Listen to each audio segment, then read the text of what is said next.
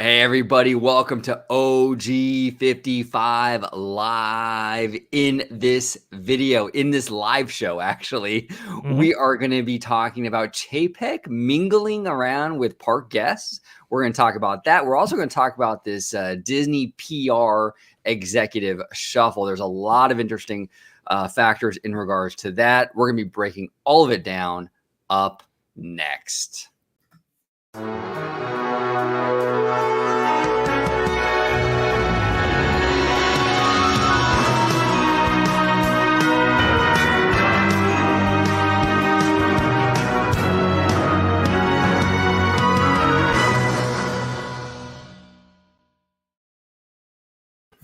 Hey everybody, welcome to OG55 Live, where we're going to talk about a ton of stuff, mostly on the corporate end of the Walt Disney Company. We got some Chapek news, we got some Disney PR news. We're going to break it all down today.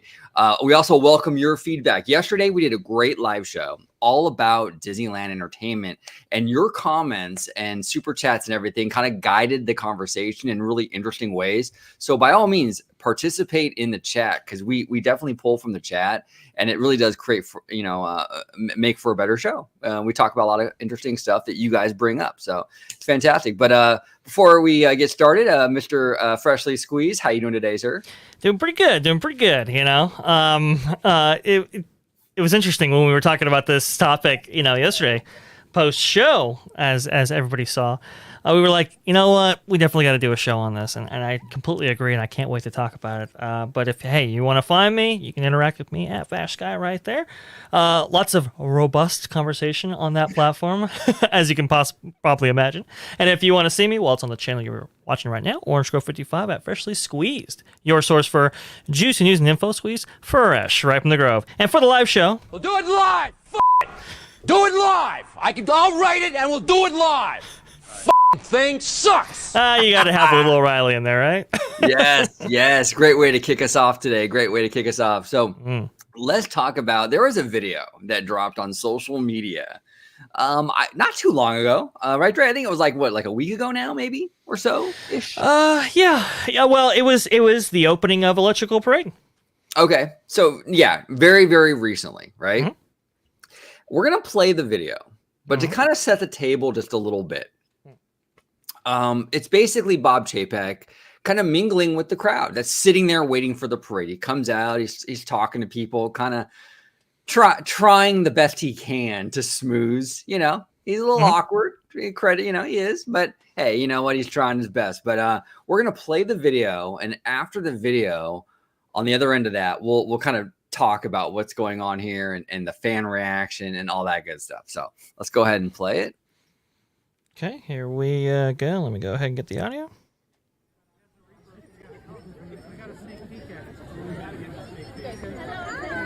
Hey, Bob, so how are you doing? Hello. Hey, guys, how are you? Hi, nice to meet you. Hi. How are you? Good, thank you. How are you? All right, thank you, Bob. All right, guys, Bye, thank you. Sorry about that. Didn't mean to blast anybody out there.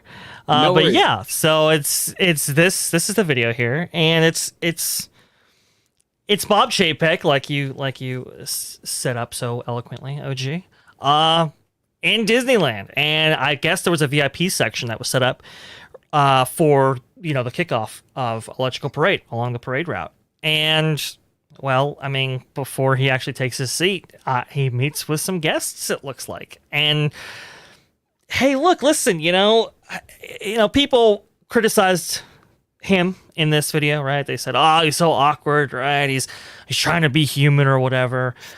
And I felt those comments were kind of unfair, because hey, you know what? This is the CEO of one of the biggest media companies ever, and he's actually in the product that that is under his leadership, and actually taking part in it. I mean, listen, he doesn't have to do this, right? He could just be in Burbank and sit there and I guess make decisions from afar.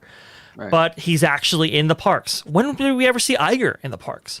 I mean, really, honestly, think about it. I can only think of maybe a number of instances that amount to both my hands in terms of its fingers, right? Right. Of the number of times that we saw Bob Iger in the park. But here is Bob Chapek here, not only in the park but actually meeting with guests that are there. This is not, he doesn't have to do this, right? He could just swing in, swing out. He didn't have to, mingle with the crowd, but he did, and that's kind of a stunning thing, even if we don't actually think about the negative implications that could have come from that, right? He kind of knows that people dislike him, especially Disneyland fans, but he met with them anyway. And I thought, you know what, that was pretty big of him. I mean, all things considering. No, 100%, Dre. Here's the thing, like you mentioned, and it's a great point. He knows that a lot of fans do not like him. Okay, he knows that. When he goes out there like this publicly in front of park fans, who arguably park fans disliked Bob Chapek the most out of all the Disney fans out there, the park fans are the ones who are the most disappointed, to say the least, with Bob Chapek. So for him to go out there and put himself in that situation, knowing full well he could get heckled.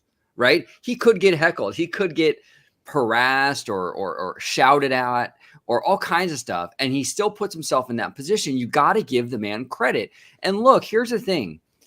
Bob Chapek is not an extrovert. It's obvious. He's not an extroverted person. You can tell he's very awkward in front of crowds, in front of, a lot of people. So there's that factor already. He's already not comfortable with the situation. Layer that on top of the fact that he knows fans do not like him, yet he's still out there working the crowd, shaking hands, trying to be personable with everybody. And it really disappoints me when I see fans like what you mentioned, Ray, going out there and saying, oh, he's just trying to be human. You know what? The dude is human. Okay. Mm-hmm. And he's trying his best to make good and to do what fans want him to do. When Josh D'Amaro is out there, when Daddy Josh is out there doing the same thing, you all swoon about it. And you say that, oh, well, this is a real Disney executive. Okay, well, Chapek is now trying to do that. So why are you going to crap all over him for trying? No, You're not going to look, fans, you're not going to change the guy's personality. He's awkward. That's just who he is. But can we at least give him some credit as to what he's doing here? I just think it's unfair. And then I see a lot of fans out there going, oh, where's his name tag? It's like, come on, you guys. Stop nitpicking him because you don't like him. It's just ridiculous. Yeah. It really is. It really is. Now, look, I remember a certain news outlet that suggested that he wasn't going to show up at Destination D23 because he was going to get heckled, right, by the crowd. Well, didn't happen here. Now, obviously, not everybody knows that he's there, right? Maybe people, see some guy in a suit and, he's shaking hands with people. Maybe that is Bob Chapek. Maybe it's not, right? Maybe a lot of people in this particular crowd don't actually know who he is. But at the same time, he actually made the effort to actually see guests, which, could have been an issue. But he did. He went out there and did it. And for all those things, right, that I or you, OG, have said here, you gotta give the guy credit. You gotta give it to him. Did we ever see Bob Iger do this? No, and that's a great point, Ray. That's a fantastic point. Bob Iger, you very rarely ever saw him at the parks, except when it was an opportunity to smooze with Hollywood or a big event kind of thing, right? Mm-hmm. But just being there on a fairly small occasion, let's be honest, the 200th return of the Electrical Parade is not a huge event. Okay. Right. Chapek, the CEO of this massive conglomerate, did not need to be there to do this. No. Bob Iger, though, unless it was the opening of Galaxy's Edge where he can rub shoulders with George Lucas and, do all that. Mm-hmm. He didn't really come to stuff like this, Now we did see him. We did see him at the opening of the NBA Experience. Oh wow, Orange Grove, that's a smaller thing. Kudos to Iger. Well, it's a little bit of a a convenience for Mr. Iger, because remember, there's been a lot of talk lately that Bob Iger wants to buy, what is it, the Phoenix Suns? The Phoenix Suns, yeah, that's the big talk of the town there. Right. So the NBA experience could have been like a networking thing. He obviously he's been thinking about this for a while. So there was a business motive there in doing that. But for the most part, when Iger was in the parks, it was for big events. He didn't show up randomly or even small openings for parades and things like that. He was MIA when it came to the parks. And Bob Chapek, as much as you hate him, fandom, he is at least putting in the work and trying to do better. Give the man some credit. Give him some credit. Yeah. Absolutely give him some credit. Absolutely. Now, in the Bob Iger thing, that's a really interesting story, because who was also there at the opening of an NBA experience? Well, it was the commissioner of the NBA. So, it smoozing with him, right? And it's like interesting how he's talking about owning a team. He's, going online and he's liking tweets and stuff like that with the teams that are in the playoffs right now and stuff like that. It's like, that's interesting. Did he use company assets in order to maybe enrich himself further down the line and get associated with the NBA on this level? Isn't that interesting? We could speculate on that as well. But listen, I mean, he was there for the opening of Cars Land. I remember that, right? Back in 2012. He was there for the opening of World of Color. There twice during the 50th. Once for Galaxy's Edge. And I mean, I can't think of anything else. Now, in Galaxy's Edge, it's interesting because he did all of his interviews in Galaxy's Edge, right? Right. But with Dawn, didn't meet with anybody, as far as I know.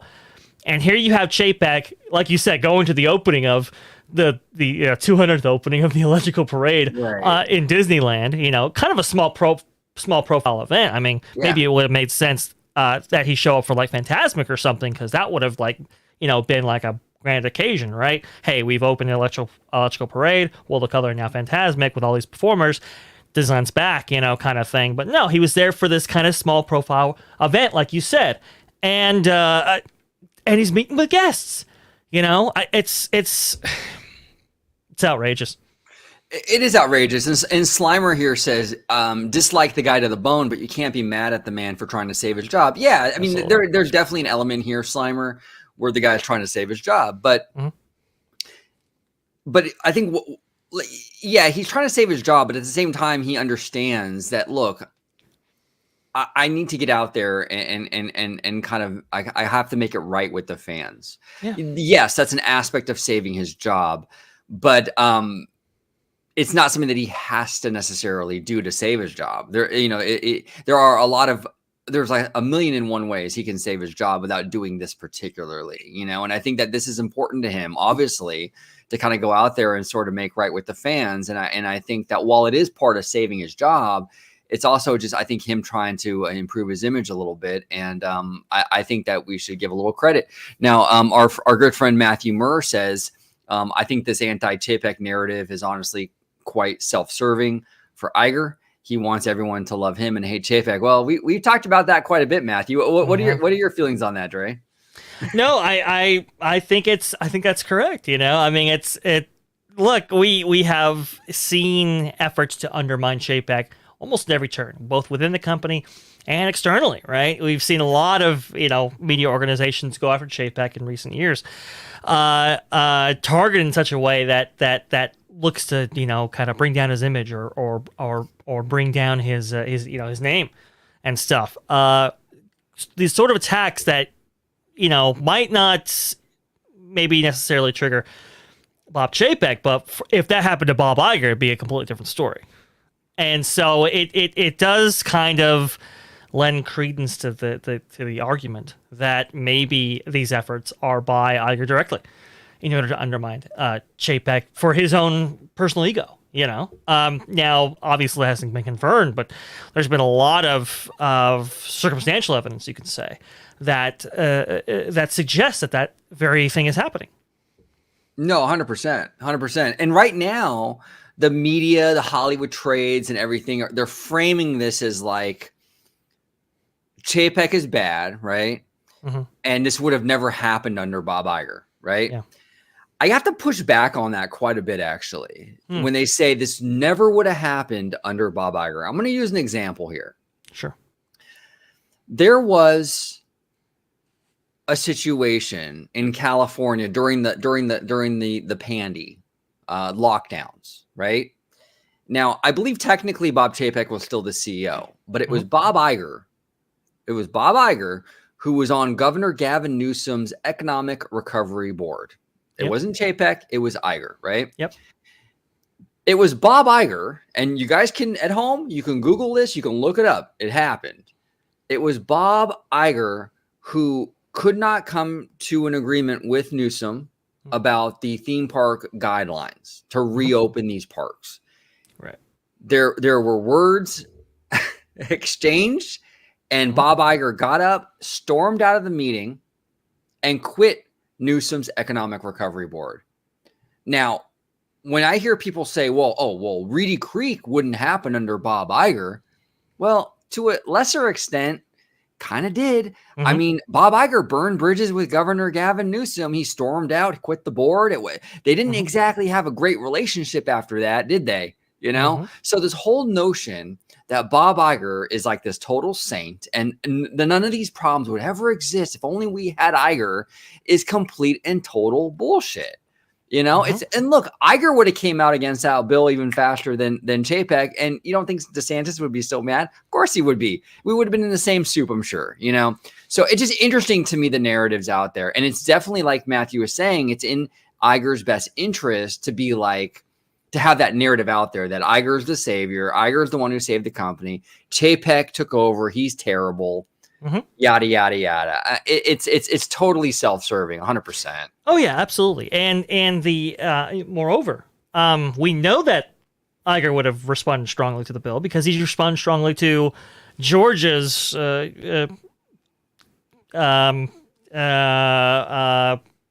pro-life bill. I'll put it that way, right? He responded strongly to that. He said, "Well, it's going to make it difficult to do business in Georgia," and Georgia's no small thing. That's where all the Marvel movies are actually filmed, right? But that's how he came out. Now, obviously, different circumstances, different thing. But if we are under the impression that Reedy Creek might not be in jeopardy today, had Bob Iger been in the big seat, that's not necessarily the case. He has responded strongly to some of these things in the past, right? But I mean, look, listen. Can you think of a time that Bob Iger was even in Epcot? No, I can't think of one. I can't think of one instance where I saw anything with Bob Iger in Epcot. And maybe we're missing something. And if we're missing something, hey, chat, comment down below. Please do. Yeah, but I don't think of. Can you think of one instance? I can't. I thought of every other park. Right. I remember him in the studios for the opening of Star Wars, the Star Tours, The Adventures Continue, right? Star Tours 2.0 with George Lucas for that big whole media event, that opening, right? And that led to the buyout of Star Wars, the franchise, Lucasfilm, right? So that could have been under other pretenses, right? Right. I think the groundbreaking and the opening of Pandora, right? Animal Kingdom, and then Magic Kingdom. We had him recently there for the 50th and a couple of other events, right? But I never once remember him in Epcot. Not once. Bob Chapek, to his credit, he was there. And not for a media event. He was just there. Right. Now, I understand there's a lot of capital expenditures going on in Epcot, obviously. But he was just there. He was just kind of looking around. Kind of surveying. Give the man credit. At least he's there. And it's not the down... This point can't be overstated because as Walt Disney himself said, hey, look, you want to run these parks, you want to manage these parks, you want to design for these parks, you got to be in these parks. You have to go there. You have to see the product. You have to be there like the guest is. Now, obviously, that's not going to happen with Bob Chapek, but he's there in the parks. And that's step one. If people want to see things improved, to have executives like this at this level be in these parks, that's an enormous thing. Oh, it's huge. It's absolutely huge. And it's funny, Dre. Bob Iger he became CEO, I think, in 2005, I believe, at the tail end of 2005. Sure. And he just left in 2020. like just a couple years ago, right? And like you've mentioned just a handful of times that he's been seen in the parks, and it always coincides with like either like a motivation, like you said, with Star Tours: The Adventure Continues, when he was trying to smooth George Lucas to get Lucasfilm, right? Or the NBA experience when you're trying to smooth the NBA into sort of like working something out and buying an NBA team. There's always like an agenda, ulterior motive. Yeah. Right. Or some opportunity to smooth with the Hollywood bigwigs, like when Galaxy's Edge opening, right? It's never like this, though. It's never like he's just there for like this really small opening and he's talking to guests and working the crowd. You never saw that. It was always like behind this velvet rope, and he was like a distance, and it was always like he's there for the event, and then he gets whisked away, and it's funny. I just think it's hilarious, the double standards here, where you see people swooning over Josh D'Amaro for doing stuff like this, and Chapek does it, and he's trying, and there's just no love. There's no credit at all to this man for that. And it's hard for Chapek. Look, it comes easy for D'Amaro. It comes easy. The guy is a real slick kind of politician. He comes in here. He can do this really easy. It's easy work for D'Amaro. Easy work. This takes work. This takes actual really hard work for Chapek, because Chapek is not a people person. He's just not. He's not a smoozer. He hates being around all these Hollywood types. You can tell. It makes him uncomfortable. He just wants to like just do his thing. And this is hard for him to get out there knowing he might get heckled, and yet he's still doing it, Now we have a couple comments here. Sure. It says here, SoCal Imagine says it's Bob's chance to beat Universal and put in a better epic universe in Disney forward. California wants Disney. What are your feelings on this comment from SoCal Imagine, Dre? If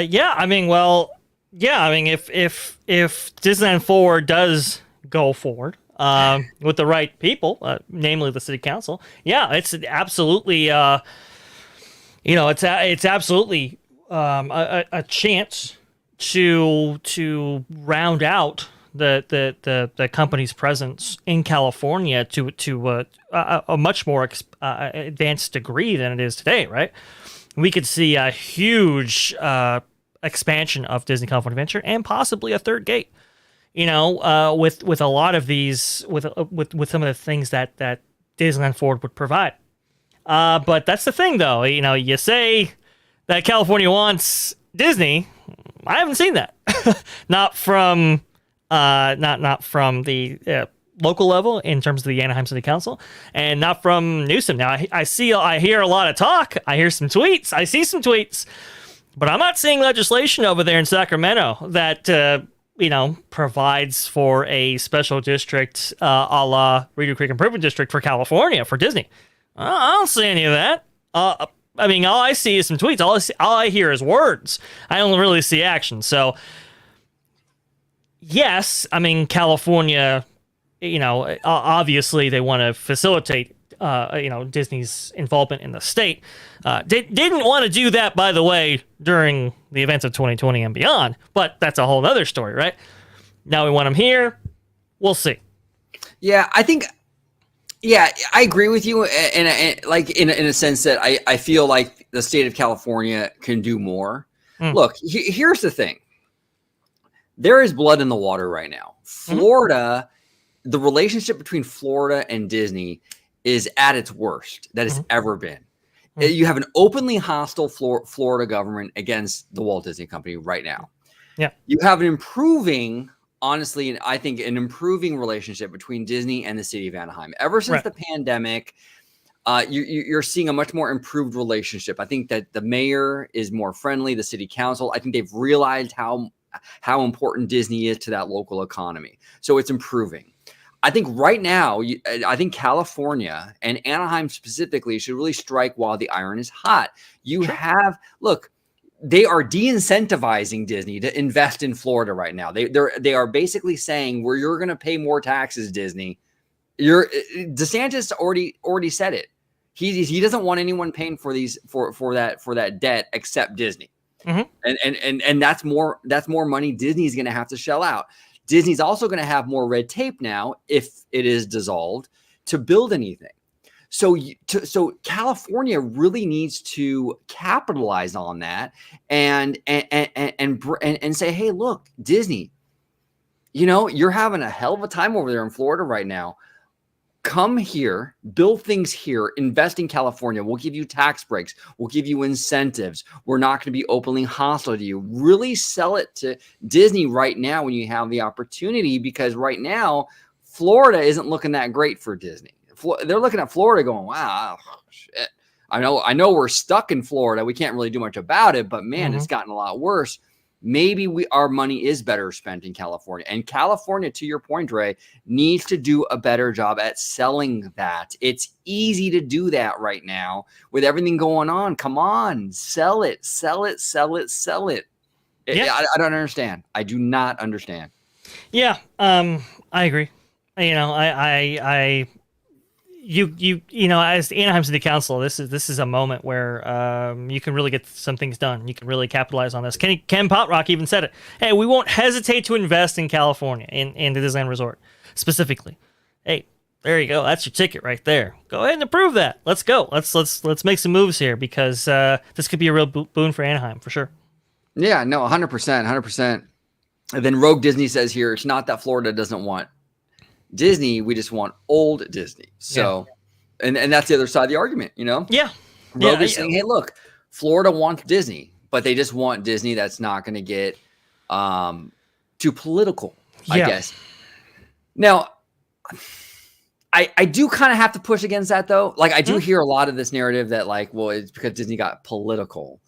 DeSantis isn't punishing Disney necessarily for getting political. Right. He's punishing Disney more about getting political in the wrong direction. Because let's be honest, if Disney came out in support of the bill and praised DeSantis and said, hey, DeSantis, we're going to have a ticker tape parade for you on Main Street, getting involved in politics would have been just fine.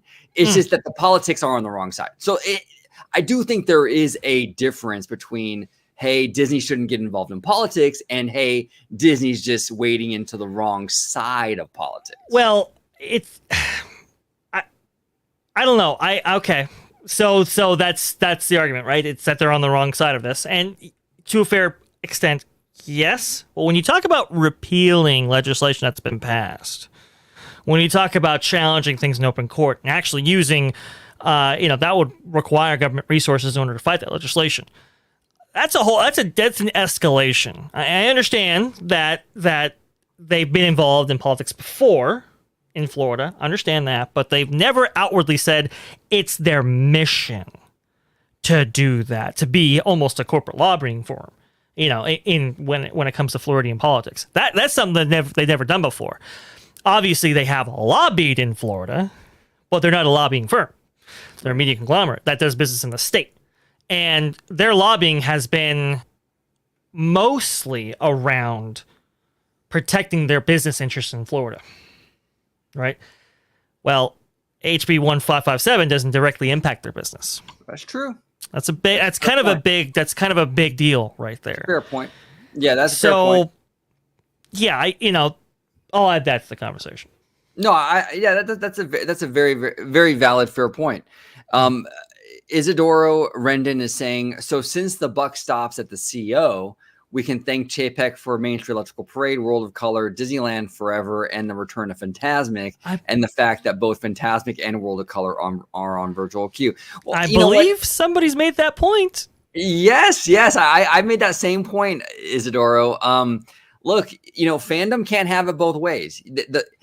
When it comes to all the bad shit, it can't be the buck stops with Chapek. He's responsible for all of it because he's a CEO. The buck stops there, right? Mm-hmm. And then when the good stuff happens, when they start reopening things and adding things and Cosmic Rewind's getting great reviews and all that, suddenly Chapek's name is completely void from the conversation. Suddenly, the buck no longer stops with Chapek. Suddenly, he seems to have nothing to do with any of those good things.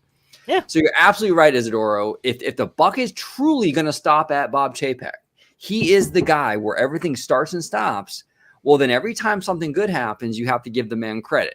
You do. If you're not willing to do that, then that you should retire the phrase "the buck stops here." Yeah. Like I said, Bob Chapek, he might not necessarily be, I like the example going into Village Haas or Red Rose Tavern and look at the chicken sandwich and going, no, that's got to be $15.27. That cannot be $13.99. That's just too low, right? He might not be making those decisions, but a big decision like bringing Electrical Parade back, oh yeah, you can bet when it comes to the color or any of those things that require capital expenditures on that level, that he be involved on some level. Now, sometimes that's an internal thing, sometimes it's not. But being that he was there for the opening of Electrical Parade, probably got something to do with that. Just saying. Yeah, and we have a bunch of comments in here. Rogue Disney says, and Disney's openly hostile as well, and that's fair. Hey, look, Disney, they're out there and they're openly hostile to what DeSantis in their Florida legislature wants to do or did do. So that's a very, very fair, comment. Which, by the way, why they were so openly hostile, what actually precipitated those things? Well, that's going to lead us to our second conversation, but we'll get to that. Right. And then Rogue Disney continues, the politics in general, everything is tribes now. And he's absolutely correct. He's absolutely correct. And a lot of people have a very hard time, Rogue, kind of seeing past like this football team mentality, my side, your side, and that's one of the things why I think it's very important for conservatives to kind of look at this DeSantis thing kind of from the outside in. And what I mean by that is like, just imagine though, if this was California and there was a California bill that, say, a conservative company, I'm going to say Goya. Okay. Right. They had some sort of special deal with California since the 1960s. Sure. And Goya's CEO comes out and says, you know what? We don't support this particular progressive bill. We're going to work on repealing it. And Newsom says, you know what, Goya, since you said that, we're going to go ahead and strip your special rights. We're going to punish you for having that opinion. Now, look, when you see it from that perspective, conservatives, it does look a little different. You have to admit. So I just think it's important to kind of see things from all sides. It's easy to be like, yeah, when it's your side going against the company that you disagree with. But when it's flipped, just consider it. That's all I'm saying. Just consider it. And we got Drunk 3PO. Drunk 3PO, man. That is wild. Holy smokes. Hey, Drunk. I want to thank you, man, for watching the content. We appreciate you, man. We really do. Thank you for taking the time to join us today and check us out. It means a lot, dude. Oh, it does. Absolutely. So, OG, I can't really communicate this to you in any way, so I'm going to do it live, all right? This is live, guys. We're going to do it live. Let me send you something in the private chat, okay? And keep reading the comments. Let me send you something in the private chat, if that's okay. Yeah, no problem. Okay, cool. And Drunk 3PO says here, people always looking for a bad guy to blame. That's 100%, Drunk. That's 100%. People always want a bad guy to blame. They always need some central focus, right? To sort of like, hey, I don't feel good about the reservation system, or I don't feel good about politics, or I don't feel good about this, or I don't feel good about that. So we need to have this kind of like this one figure that we can kind of blame everything on. I think people kind of need that for some reason, but a lot of times, Drunk, life is more in the gray area than it is with the black and whites. And there is a lot of gray area. There's a lot of gray area. And really I think a lot of people miss that, And while I think that, like, for Chapek, he is certainly not my first choice. I am not, he would not have been the guy I would have picked if I had that power to pick the CEO. But I think a lot of fans have this thing where it's like he can do no right and he's always wrong. And I'm not on that train. I'm just not. I think the guy has done some good things. I think he's fucked up tremendously in a lot of areas. But we have to look at things really like kind of like fairly, even if we don't like them, we have to look at it fairly. But Drunk, I want to thank you, brother, for that. Thank you so much. And actually, Drunk 3PO came in with a super chat. Thanks, Drunk. That means a lot, dude. Means a lot. Wow. He says here, I know we don't agree on everything, but I really enjoy your takes. Many are eye-opening. Keep it up. Thank you, Drunk. I really do appreciate that, brother. I really, really do. That means the world to us. Like, seriously. And that's what this is all about, dude. Like, that's the thing that Drunk, seriously, that's what I kind of hate about like the current like culture in terms of fandom and like even like politics and stuff like that is like a lot of people, it's like this this like kind of like thoughtism, right? I kind of call it thoughtism where I'm gonna hate you because you disagree with me, right? I hate you because you don't agree with me. And I despise that mentality. I think that as fans, especially in this kind of Disney park space, we all have more in common than we think we do. Like Drunk, you mentioned we don't agree on everything, and you're absolutely right. But at the end of the day, we all have this kind of core similarity where we love going to Disney. We love having fun at Disney and the movies and you know, right? We all have this kind of common passion. And while we might have differences in opinion on what's good, what's not, directions of the company or directions of the park, we all share that same commonality of like, we love this stuff. And I think a lot of fans miss that. You know, a lot of fans get into this like football team thing, like, oh, you disagree with me? Well, then fuck you. You know, oh, you're my enemy. And that's not right, you know? So I love the fact, Drunk, that you're here, you're watching us, you disagree with me or you disagree with Vash, but you're still here. And I watch your stuff and have that same love. It's always more fun to get a variety of opinions instead of, you know, just kind of like this living in this like bubble, right? This echo chamber. What do you think, Dre, in terms of this whole thing about like just kind of expanding, you know, and welcoming in all opinions and just having a good time, man? No, you know what? Hey, I do agree with you, honestly. You hear, I mean, gosh, you know, it's so sad because Disney used to be this kind of unifying thing. Used to be this thing where, you know, people would come together over. It used to be this thing where people could kind of unify around and say, hey, you know what? I might disagree with you politically, might disagree with you in any other form of life. Hey, we might be different socioeconomic statuses in terms of class or whatever, but hey, when we're at the parks together, we're all equal, we're all family. You know, we're kind of loving this thing that is really bringing us together. And we've kind of lost that in a lot of ways, right? You know, with the kind of rise of social media and these communities and stuff like that.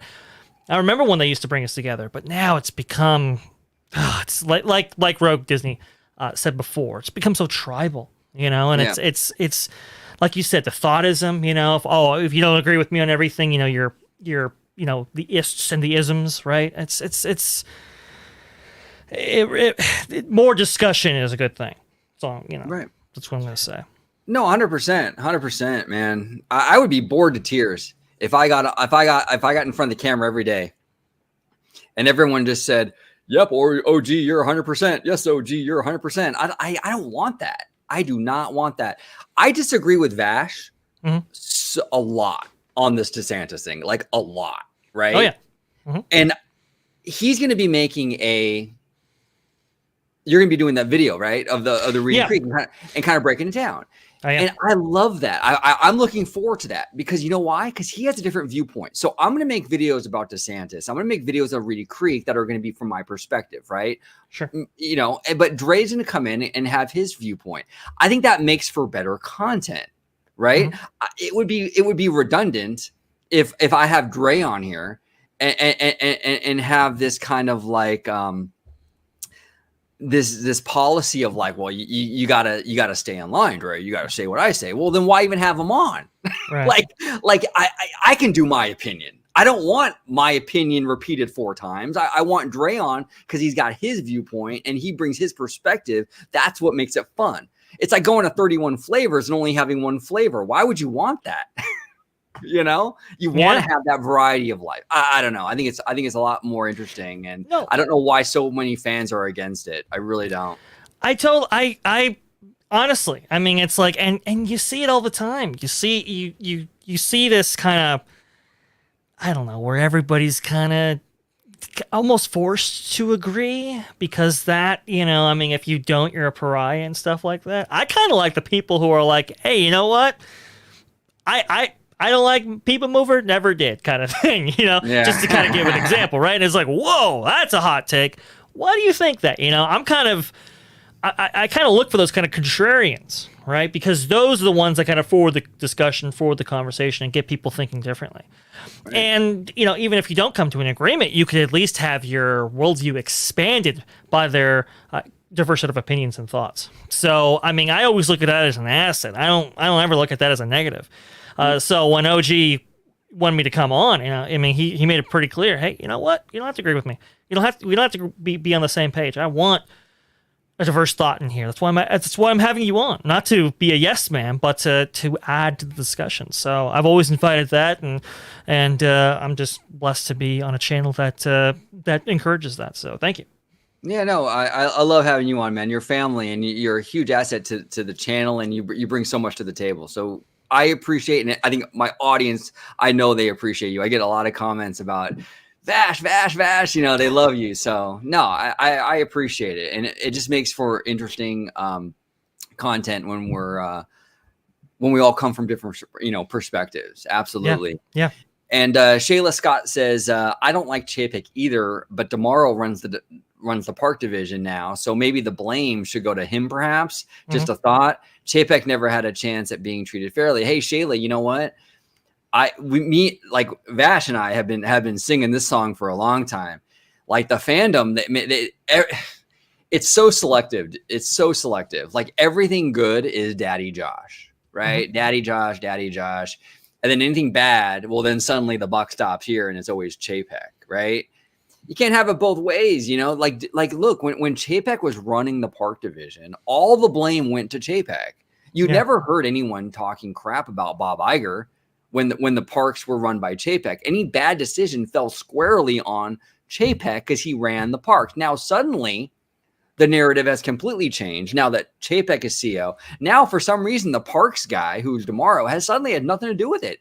He's just an innocent bystander in all this. He's just a good-looking guy who wants to say hi to you when he sees you in Avengers Campus. And he's got nothing to do with the reservation system. He's got nothing to do with Genie Plus. No.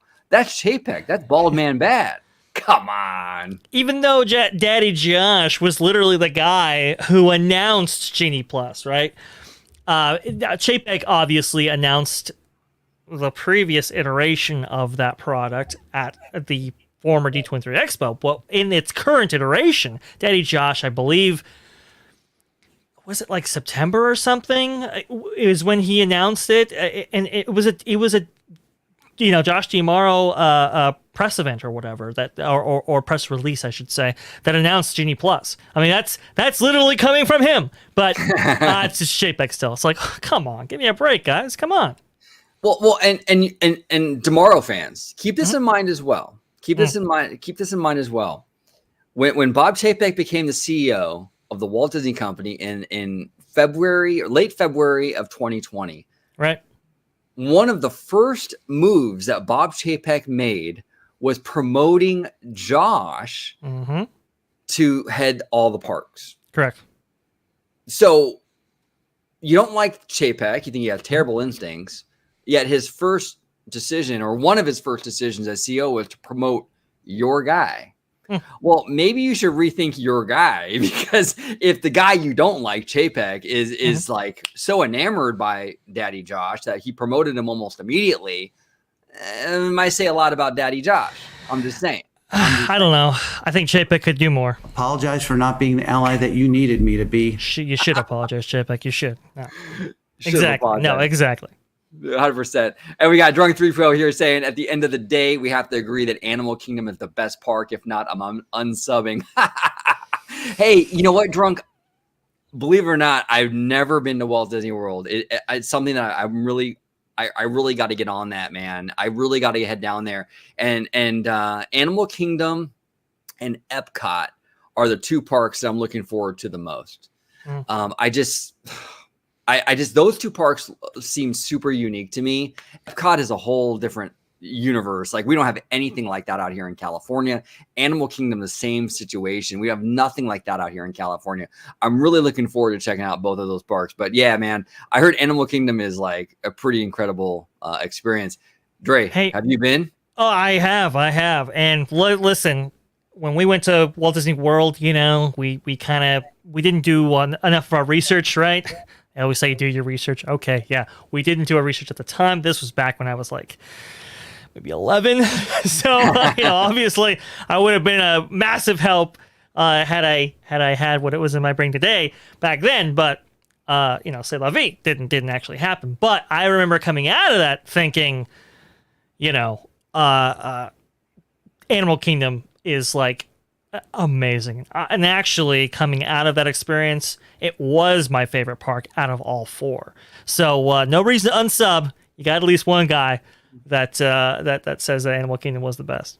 Yeah. And that Pandora area looks absolutely freaking incredible. I mean, like from the videos and everything that I've seen, Pandora looks like an insane land.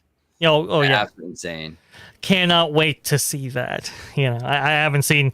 Like I said, I went to Walt Disney World one time, and that was for like 5 days. So I'm really looking forward to get back over there. Yep. And then drunk follows up with, if you come to Orlando, hit me up. Would love to tour you around. Yeah, man, that'd be great, dude.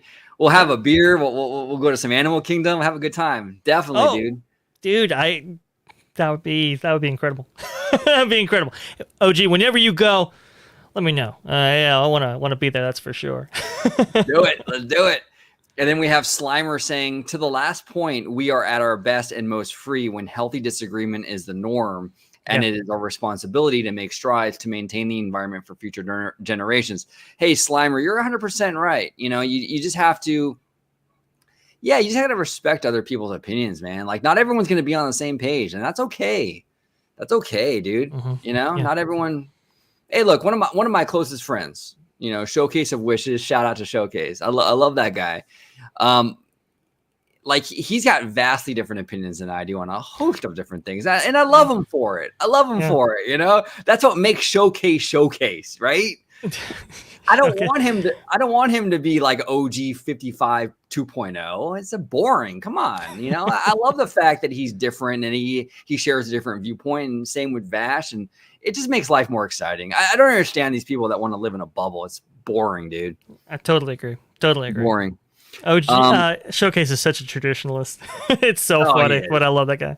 No, he's great. He's great. He even gets on Disneyland a lot because Disneyland has been systematically removing all their cement, like their paint, like the old school, like kind of like painted cement that Disney parks have had forever. And Disneyland has been like systematically removing that and adding like paver stones and brickwork. And Showcase hates it. He absolutely hates it. I would tease him too, because it's like we got bricks on top of bricks. We got bricks everywhere, And Showcase is like, oh, that's horrible, man. That's horrible. He hates it, and it's so funny because it's one of the things that my mother and I kind of agree, like that makes Disneyland, right? It's the brickwork, it's the different pavers and stones and all that kind of the cobblestones and everything. And to have this guy hate it, we just laugh because it's like, come on, it's beautiful, it's gorgeous. It takes a lot of money and resources to put this down, Walt would have wanted it that way. Could he have afforded it, Right. But say love it. It's very, very funny. Running joke. No, it's hilarious. It's hilarious. Justin Doyle comes in saying that I think Chapek is trying to change his image. It's the first time I've seen a CEO just walking around in the parks as much as cheaper. I don't know what that last part means, but you're right, though. I mean, it is rare to see a CEO walking around the Disney parks just kind of like nonchalantly like that. I think he says as much as Chapek. Oh, as much as Chapek. Okay, yeah. I see. Yeah, you're right. You're right, Justin. I mean, Chapek is at the parks a lot. I think, look, for all the crap that Chapek got when he ran the parks division,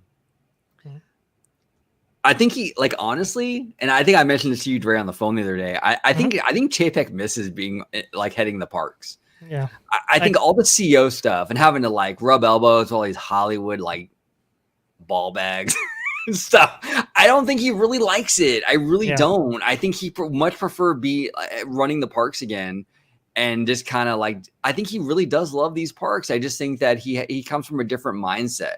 He's data driven, and he's He's not charismatic, and he's just not a people person. So, but at the end of the day, I think that's kind of where his kind of niche is. I think he likes to be in the parks. I think he likes to be involved in the parks. I think this Hollywood thing with like talent and like celebrities and all that, it's not Chapek, dude. When you see, it's funny too, when you see like when you read the trades about like Bob Iger's going away party, that whole thing, it was very telling because Chapek was at the table with a lot of like his close friends or whatever, and then Iger was at the table with like Steven Spielberg. Right? It was like you can kind of tell right there in like a little bit of a snapshot these two men. You know, Iger is very much all about the Hollywood. You know, he's going on boat rides with Brian Grazer, and he's, you know, he's hobnobbing with like Hollywood people, and Chapek doesn't want any part of that, and that's why they hate him. Yeah, he's not one of them, you know, and I think he has made that clear, and I think they have made that clear. So I think he's much more comfortable in the parks, to be honest with you. I mean, there have been fluff pieces, you know, about him where it's like, oh yeah, you know, he knows the Soren Q video, you know, the Patrick, I believe it's Patrick Warburton, the spiel, you know, because he's been there 100 times, kind of thing, you know. Yeah. And it's kind of all of that. So I think he is much more comfortable in the parks than he is maybe in Burbank. If I had to speculate, and I think you're right. I think he misses it. I think he misses it. I think he does. He's like, oh man, screw all this noise, man. I just want to go back to heading the parks again, you know? Yeah, you know, and, hey, maybe that wouldn't be the absolute worst thing in the world, but you only go up, you can't go down. So yep, 100%. And our friend Rogue Disney says thoughts on the Disneyland Paris new fast pass option. I got to be honest with you, Rogue. I haven't really looked into that. I've heard of it. I don't really know the details. Dre, have you looked into that? I have. So previously they had they didn't have an all-in-one package, or you know, where you could like GD Plus, for example, right here stateside, you buy one product and you get access to the lightning lanes of various attractions, right? From what I understand, Disneyland Paris never had that. You had to buy each attraction separately. Well, Disneyland Paris just rolled out a new option where you could actually buy all of them in kind of a Genie Plus bundle.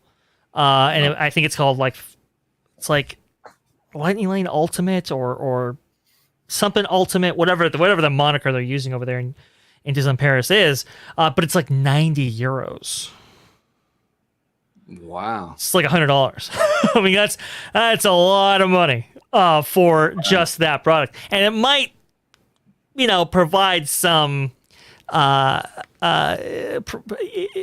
might provide a path forward of where the company actually wants to go with that. You know, it's interesting.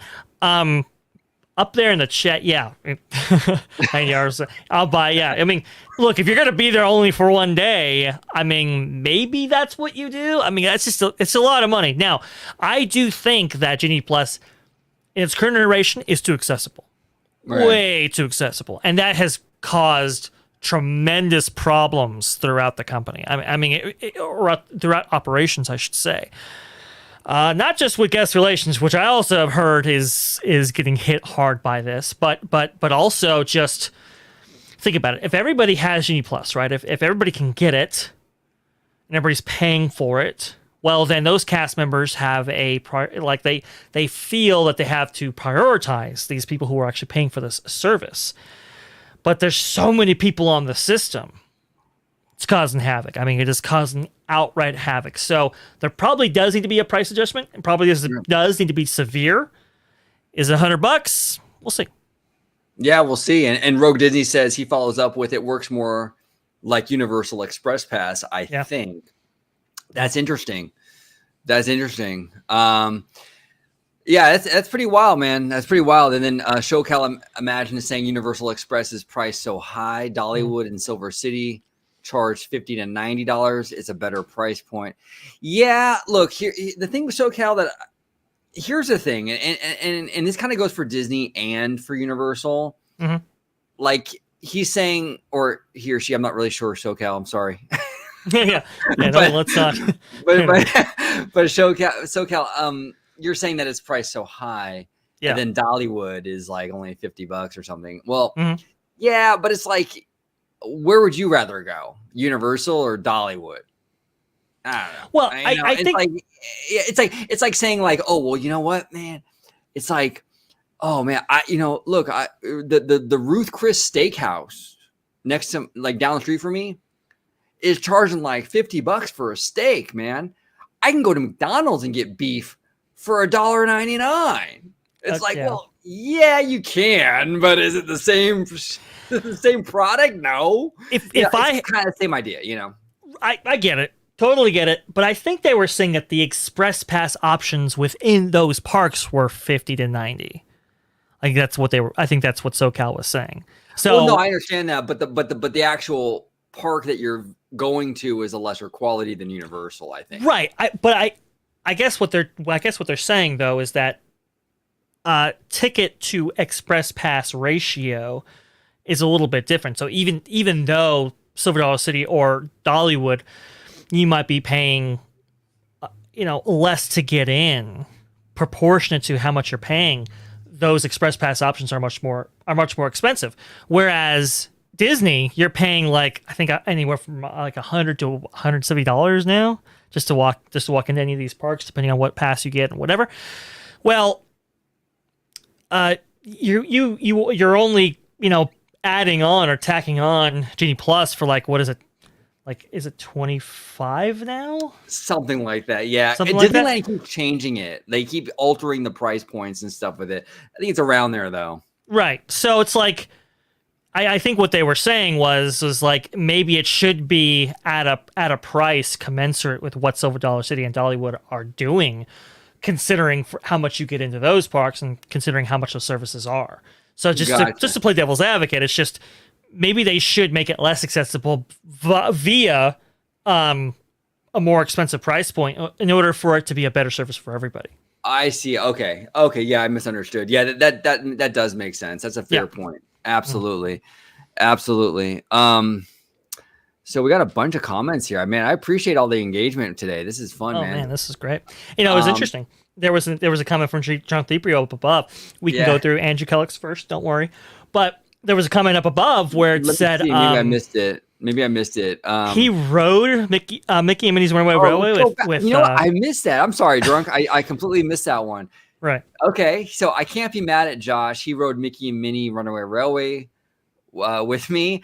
Then we had a convo about how I wish Galaxy's Edge had Luke. It was a long story, but yeah, that's pretty cool, Drunk. That's pretty awesome, man.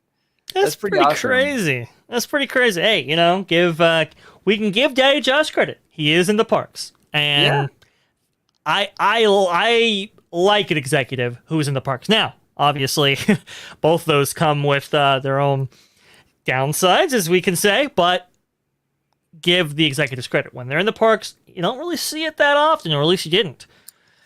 Big deal. It's a big deal, and it makes an impact. When you're like what Drunk touched upon here, like he got to ride Mickey Minnie's Runaway Railway with Josh, right? And look, even if you don't agree with everything maybe Josh is doing as an executive, that personable kind of experience of kind of like, hey, I'm here with the president of the parks and resorts, and we're cool. Like he's like here's the thing with Tomorrow, the guy is like, as much as like maybe we criticize or whatever, kind of make fun, whatever, the dude has a likability factor for sure. Like I would love to have a beer with Tomorrow. I would love to sit and just kick it with Josh Tomorrow because he seems like a really fun dude. He really does, And when you when Josh goes into these things and he's riding attractions like with you, Drunk, or another guest or what have you, it makes an impact. It really, really does. I would be impacted by that as well if I got to sit next to him on like say Big Thunder or something, right? It would make an impact on my opinion of him. Absolutely. It's effective, and I think that's why maybe Chapek is trying to do that a little bit, trying to get in a little bit and try to make that like kind of basically what this is, and this is the best way I can put it. theme park executives or Disney executives that are going into this stuff, right? And they're trying to they're rolling up their sleeves, saying hi to guests, and sort of being personable is like kind of the equivalent of like politicians knocking on doors. They're knocking on doors. You think it's a little thing, right? Oh, I'm only coming in contact with just a few families, but it makes a big difference because your family, that family that you made that big impact, where you showed up at their door and you're trying to sell your agenda to them, they're going to tell all their friends, you wouldn't believe it. You wouldn't believe it. So-and-so came to my door, right? It's effective. It's an effective way to sort of win over the public. And Daddy Josh is really good at it. He's really good at it. And I think Chapek is trying to get up on that train. So we'll see. I think he is. And look, you know, my feeling on it is it creates absolutely an impact, right? Especially if you know who this executive is, to actually, you know, see them in the actual parks, right? But you know, I'd also say, like, I always kind of think about what Walt said, and what Walt said was, hey, if you run these parks, operate these parks, or create for these parks, very, very important that you experience the parks like the guest. That you actually are in there, that you're actually experiencing some of the same things that the guests is experiencing, that you're seeing these things firsthand, that you're, you know, that you're looking at the pavement or the brick on the ground and kind of seeing, you know, what can be improved, what can't be improved. And when you do that, you tend to make improvements because your experience, you want your experience to be better, right? When you experience them firsthand, and that reverberates to the guests. And to be honest, you know, when we had Imagineers who used to run through these parks on a regular basis, when we used to have operations managers and leads and so forth go through these parks, they were better off for it. And to see that happening more and more can only be a good thing. 100%. And we got Justin Doyle here saying, love the show. Well, thank you, Justin. We appreciate that, man. Thank you so much. And he says, how you guys give me a different view on Disney, even though I'm not a business mind set, but your show makes the topic fun to listen to. Well, thank you, Justin. We appreciate that. Yeah, we try to bring a different perspective to the Disney fandom. A lot of like Disney parks, content creators, don't really dip into this world of the political ramifications and all that stuff, and we like to do that. And to his credit, Drunk 3PO, I don't know if you're still here, Drunk, but he also dives into that world, right? He also goes into that world where he's talking about the ramifications politically and things like that. And I think it's an interesting thing to kind of discuss. It's important because it's a major factor in all of this, right? And the business end of it, right? In terms of like how these corporate executives, whether it be Chapek, whether it be Tomorrow, whether it be whoever it is, Bob Iger, how much they affect our park going experience. It's a huge factor. And a lot of content creators just kind of skim over it like it's no big deal. I'm like, well, it's a huge freaking deal, man. Like, this is everything. This is everything you do in the parks is kind of dictated by these corporate decisions. I mean, it affects everything. It's like being a Star Wars fan and then saying to your audience, like, I don't want to talk about Kathleen Kennedy. Well, how do you do that? I mean, she runs the studio. You need to talk about her, whether you love her, whether you hate her. You still got to talk about it, though. I mean, it affects the content you're watching. I mean, it's huge. Well, yeah, it's probably the biggest thing to affect the content you're watching. Because think about it. Think about how radically different the theme park experience was when Eisner stepped in. The attractions that we got, the priorities that he set, right? And then when Frank Wells passed away and Disneyland Paris comes on board, the parks change again. Think about what happened when Paul Pressler stepped in to the void, right? Think about what happened when Bob Iger stepped in and how DCA radically changed from that just one decision, you know, from the changing of a CEO. So that kind of corporate interplay right there, the ramifications of maybe this legislation out in Florida and how that's going to affect, you know, Reedy Creek, you know, how that's going to affect there, has a lot to do with the experience that you see and interact with every single day. It really does. So it's important to kind of keep an eye on that. It's important to keep an eye on the international parks and what they're doing, and some people they're just focused on what's in front of them, but it's like there's a much bigger world out there that interacts with what you see. And you would be doing a disservice, especially us and our channel would be doing a disservice if we didn't talk about it. No, 100%. 100%. I love talking about this stuff.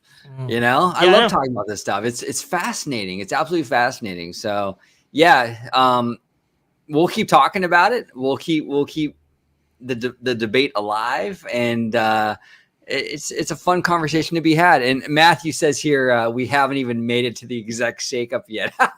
That's true, man. Yeah, we got to get into that because we've been going for an hour now on this topic. We gotta pivot probably. We probably do. But you know what? Let me go ahead. If we're gonna pivot, let me go ahead and stop my screen there, and I'll share you this one. And I think OG, what I'm going to share with you. I think it's a lovely way to get into it. Yes. If you want to share here we go. Now here's the thing. I'll kind of explain it. But you set the table, sure, Dre, with this meme, and we'll go from there. Now I'm sure okay, maybe not everybody has seen this meme. Obviously, this is Chad Kroeger from Nickelback, with the famous song "Photograph," the famous music video. And, the line is, look at this photograph. Every time I see it, it makes me laugh. In this case, it's Jeff Morel's post from Cosmic Rewind in his famous post where he let out, can't wait for you guys to see this Cosmic Rewind on Memorial Day weekend or whatever, which, by the way, that at the time that he sent that out, that date hadn't been finalized, so that's a thing. And then he tags the wrong Epcot account, and it was a fan account. He deleted that tweet, took out the Memorial Day thing, still tagged the wrong Epcot account. That is Jeff Morel's time at the Disney company in a nutshell.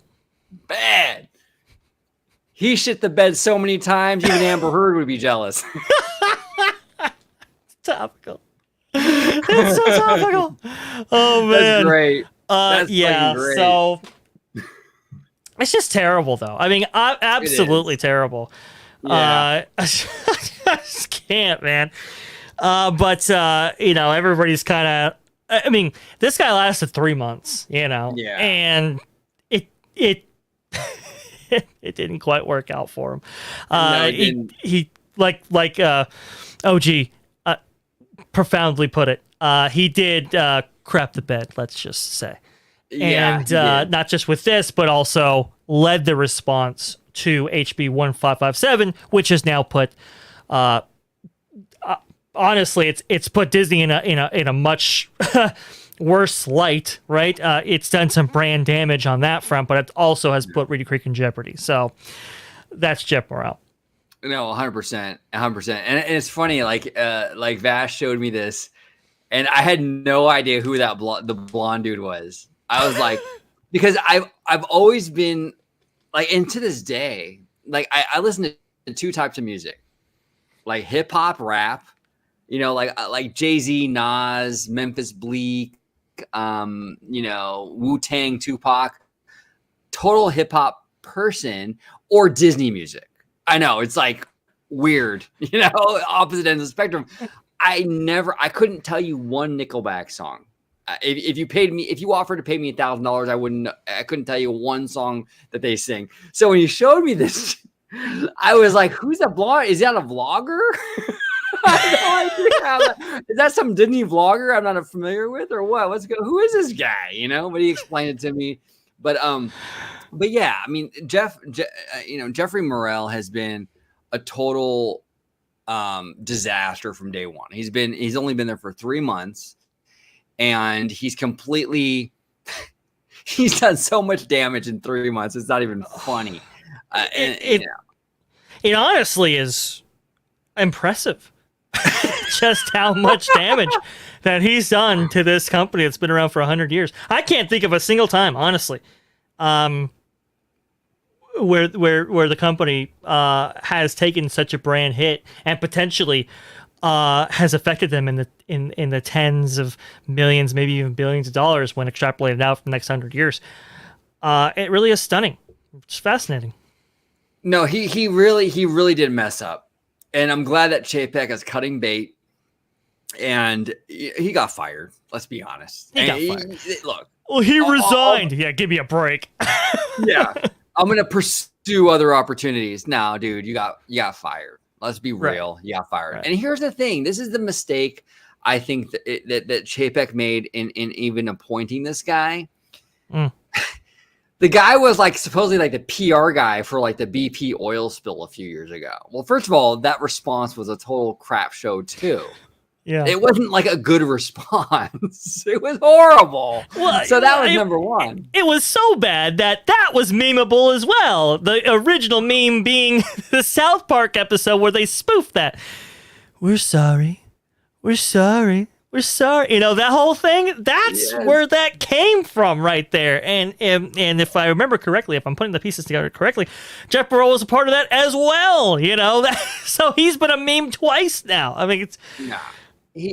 Oh my goodness gracious. It's just horrible. It's horrible. He didn't have the chops with the BP stuff. He clearly doesn't have the chops with the Disney stuff. It was so good for them to cut bait. Now look, the new gal, Christina Shockey, comes from she has ties to the Hillary Clinton campaign, which I'll be 100% upfront with you, audience. In 2016, I was on Team Bernie. So you can imagine where I stand with the Hillary Clinton campaign, you know, wasn't a fan at all. Then she went on, I believe, to work with Biden and things like that. Now, okay. Aside from all that, look, she obviously has, and we don't know yet for sure, but it looks like from the early signs, she seems to be a lot more proactive. And I mentioned this to Dre on the phone the other day. It seems like there's a lot more fluff pieces that I'll link down below in the description. But there's a lot more fluff pieces for the Walt Disney Company and their executives. We're seeing it like in Variety and in various other outlets. This is not an accident. This is the new PR person going on the offense and trying to change the narrative. Now, while I don't necessarily think like, oh, well, you know, I look, I don't know for sure if she's going to be effective or not in this role. I think so far, I think she's making the right moves. I think you have to play more offense than defense. Morel was total defense, reactive to everything. And that was a problem. Yeah. This woman seems much more, hey, we're gonna smooth things over before things get hot. We're gonna put the propaganda out there before we have a shit show. We're gonna try to get the narrative changed proactively, you know. And what do you think about this, Dre? Like in terms of the new gal's kind of approach compared to Jeffrey Morel's? Right. Again, kind of early, but just kind of early thoughts. As you have astutely pointed out previously, you know, we're seeing a lot more fluff pieces featuring the company and its executives, right? Ever since Christina walked through the door, we're seeing more positive press when it comes to new Disney announcements and so forth. We had a big old spread. Obviously, that was the State of the Parks thing that Ken Potrock had talked about before, but we're seeing, you know, like positive announcements when it comes to, you know, Downtown Disney, Paris Beer Hotels redoing. We saw Haunted Mansion take center stage. I guess they showed Avatar 2 and stuff like that. That made a good splash in the trades. We're seeing a lot more positivity from the overall narrative that we have seen before. And I gotta think this is Christina. I gotta think this is her charge and going like, hey, we gotta have people talk about something else because we're getting killed out there. I mean, the month of April, let's be honest, was brutal for the Walt Disney Company. One of the worst months that I've ever seen from this company. I've been doing this a long time and watching this company for 15 years. Okay. Been through a lot of hard months. This was very, very brutal. So you could sense a change in the air almost immediately when she came on board, and I think it's going to be her. I think you're right to assume that this is her doing. 100%, 100%. And this is the article I was talking about. One of the articles actually that I'll link down below, but this is from Variety, and it's basically an entire article shilling basically for Dana Walden. Disney's she's a Disney TV executive, and I mean, look at this. It's a whole spread about how amazing she is and the decisions she's made and the whole thing, and that's fine. But that's kind of what this is, kind of like what we're talking about. Like, this was released a few days ago. This is very much a fluff piece to sort of like build back the image of Disney and their executives. You would have never seen this with Jeff Morrell. Jeff Morrell would have never done this. Jeff Morrell would have waited until there was a scandal or some kind of outrage, and then he would have went on and try to fix it. And Shockey seems to be proactive. She's going in there and she's like, hey, you know what? We're gonna sell this whole idea that these Disney executives are doing amazing things, yada yada yada, and we're gonna do it proactively. We're not gonna wait until there's a scandal, try to fix it. We're gonna be proactive. And look, it's clearly propaganda. Like, there's no doubt. Yeah. But it's effective in terms of like PR. That's what you got to do. You have to go in there. This is what Bob Iger did, and he was very successful. You got to go in there and you got to sort of make your case and be on the offense. You can't constantly react. Yeah, absolutely you can't, because when you do that, when you constantly react, you could have bad reactions rather than setting the tempo early, right? You want the media rhythming to your beat, not reacting to theirs, kind of thing, right? And so I think that's what we're seeing here. And honestly, I think Christina is kind of whipping the troops in line, so to speak, when it comes to the media. And being that she comes from, the political undertones are here, right? Jeff Burrell came from kind of a Bush administration, kind of a Bushite, kind of came from BP oil, regimes that the media hasn't always liked. Whereas can't necessarily say that for Christina Shockey, who came from, the Obama administration, Hillary Clinton, right? So she obviously may have a different relationship with media than maybe Jeff did, and maybe that has influenced the decision not only to choose her, but kind of bring her on and have her in this role, kind of thing. 100%. Look, like when you're dealing with PR, right? Mm-hmm. When you're dealing with PR, and especially when you're dealing with PR, especially like in Hollywood. Mm-hmm. Probably not the best idea to have a former Bush administration official doing your PR. You're kind of dead in the water before you even send the email. Like I said yesterday, Hollywood was no fan of the Bush administration. Nope. Well, I mean, look at how they reacted to stuff like Katrina and stuff. I mean, that wasn't, that's not great. It wasn't great. And now you have a PR head, global communications to be official, who's much more in line with how Hollywood thinks. It's a Hillary person, a Biden person. And I think these outlets like Variety that we just showed, and Hollywood Reporter and Deadline, and just name any Hollywood trade you want, will be more receptive to getting stuff and like stories and fluff pieces from her than a former Bush admin person who did like PR for like a giant oil company. I think this is it's a different thing. Mm-hmm. Mm-hmm. Yeah, I mean, if you're going to be dealing with the trades, if you're going to be dealing with entertainment, if you're going to be dealing with the people who produce news on your behalf, I want to have somebody like that on your team. Just saying. But Disney Fan 55 brings up a good point, which is, hey, hit that like button. Let's get those likes up there. If you like what you're seeing, if you want to see more, hit the like button, hit the subscribe button. We love that kind of engagement. We love that kind of feedback and reception from y'all. So please. No, 100%, 100%. Justin Doyle says here, of all the CEO that Disney has had, who would you consider the CEO you would want to meet and think that he would not use the power of his position, make you feel uncomfortable? Interesting. I don't know who I'd want to really meet. I mean, I love Michael Eisner. I did love Michael Eisner. You know, he kind of, Yeah. I don't know.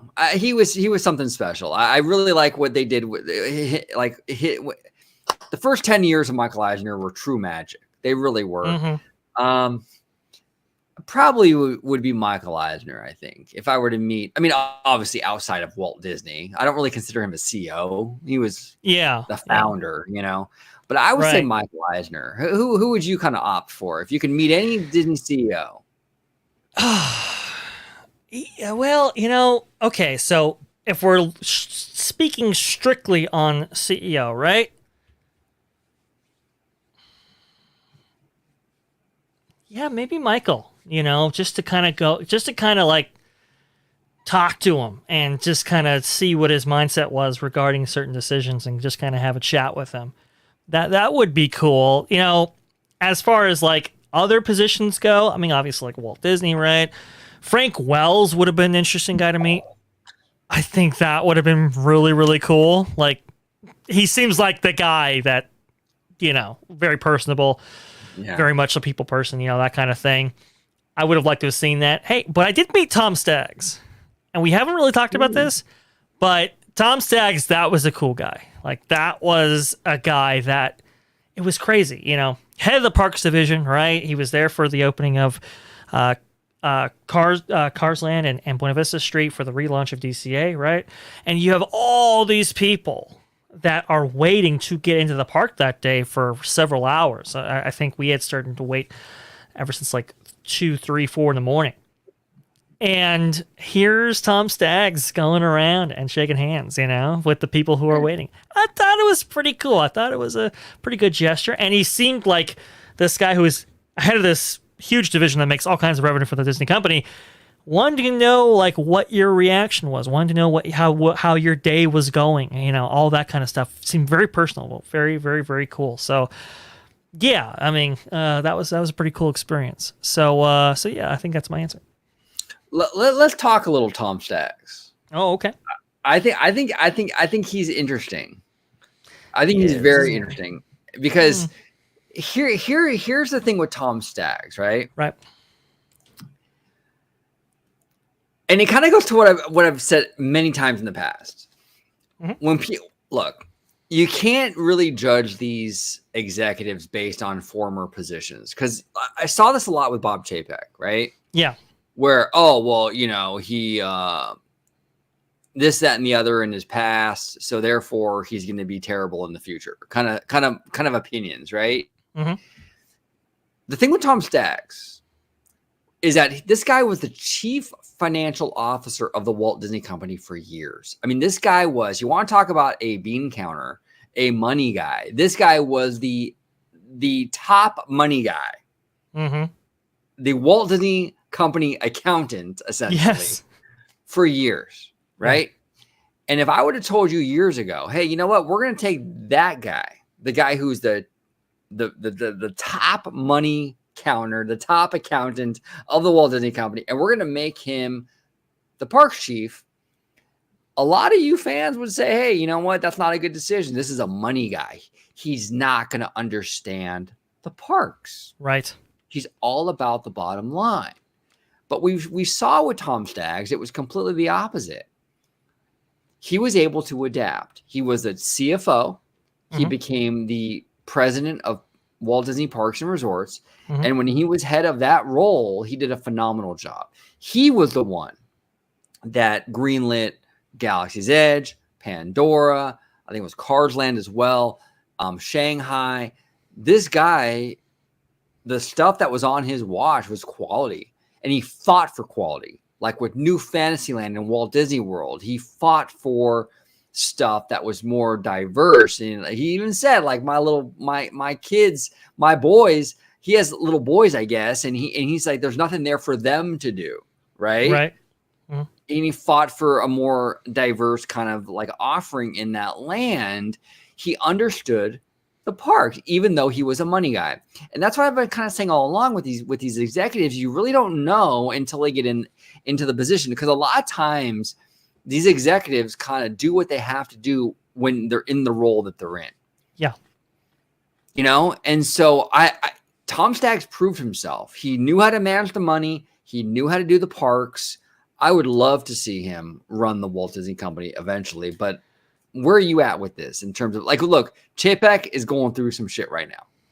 It's very possible Chapek does not renew his contract. And we've heard from the Hollywood trades that Tom Staggs is on that short list to replace. We heard from the Hollywood trades that Peter Rice is on that short list. Yeah. Kevin Meyer is on that short list. Yeah. But how would you feel about like a Tom Staggs? Like if he were to come back and sort of take over for Chapes, how would you feel?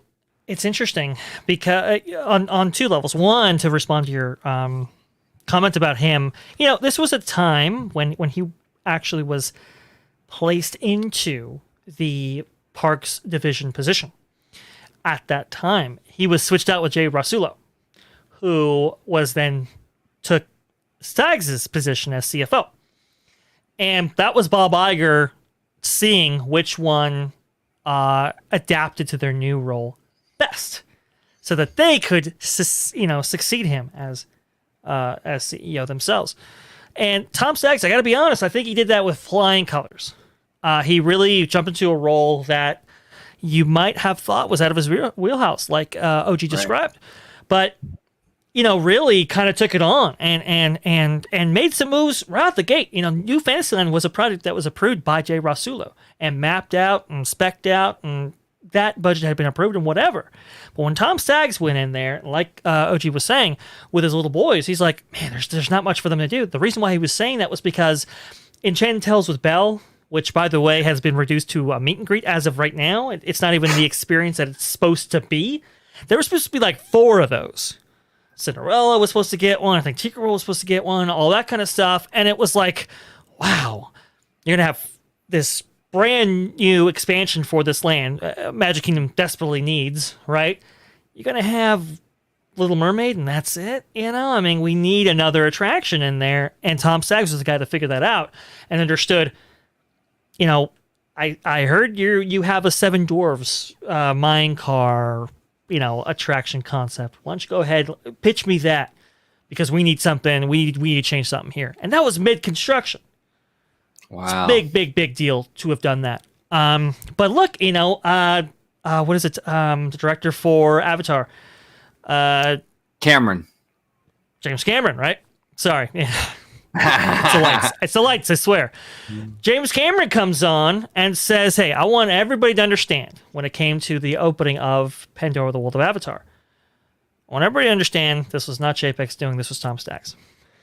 Wow. He attributed it to him directly. That's come from James Cameron.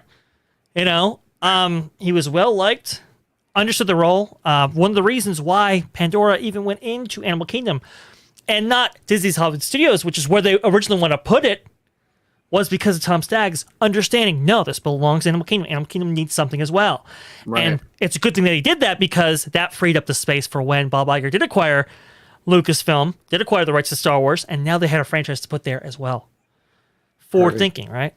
Understood too, let's not take over a land like Toontown or Tomorrowland at Disneyland. Let's then decide for this expansion space for Disneyland, and actually expand the capacity there.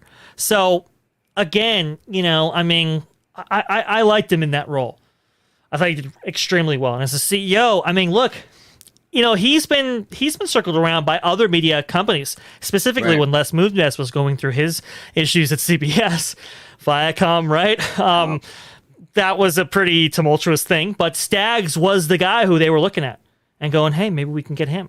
And the only reason why he wasn't selected as a CEO by the board back when he was with Disney is because, honestly, it was Ike Perlmutter who became... This is one of the problems with Iger's decisions to acquire companies like he did. He made very, very powerful shareholders. Extremely powerful. And now they play an outsized role in the live decisions that go on in the company. And it was Ike Perlmutter who said, you know what? He doesn't have the relationships in Hollywood. Can't have him, can't select him. And he went out. He left. He walked out the door. And it's like, yeah, but Chapek didn't either. I know. You know, it's like that. I mean, that's not even a lateral move. That's a severe downgrade as far as I'm concerned. Now, Yeah. you know, I mean, we're still living through Chapek. You know, maybe he turns it around, we'll see. But Yeah. I always thought that Tom Staggs was the guy out of all the guys. Kevin Meyer, Peter Rice, whatever. Always thought Tom Staggs was the guy. And that was going back all the way from when he left the company back in, what was it, 2016, I believe. Yeah. Okay. Well, and that's the thing too. Like, if you're going to have two guys that have no experience with talent, you have a Bob Chapek, no experience with talent, and you have a Tom Staggs, no experience with talent. Yeah. You pick the guy, and this goes to Iger's judgment. You know, I want to make it very clear. This goes to Bob Iger's judgment. Yeah. You pick the guy who has the more kind of like people skills. Yeah. Because if you don't have the talent, if you don't have the talent experience, then you make up for that with your people skills. Mm-hmm. Because then you can hit the ground running. And Chapek doesn't have either. He didn't have the talent experience. He didn't have the people thing either, like the skills. He didn't have that either. Yeah. So it's like, okay, well, at least Tom Staggs, yeah, he doesn't have on his resume, doesn't have like that talent experience, but he's a people person. We've seen him at the Disney parks kind of events and stuff, and he's very charismatic. He's nerdy and lovable.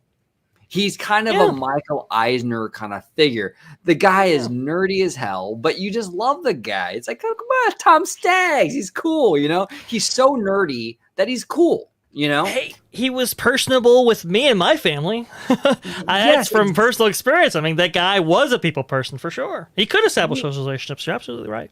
You can establish those relationships. So if you're not going to have the experience with talent, at least pick a people person, someone who's skilled in kind of that thing, right? Right. And I think Bob Iger really dropped the ball. I know it's blasphemy to criticize Mr. Iger, but we got to play the drop. God, I sound like a Bob Iger dick rider. Can't disparage Iger. You can't disparage Iger. He's in the same camp as Daddy Josh.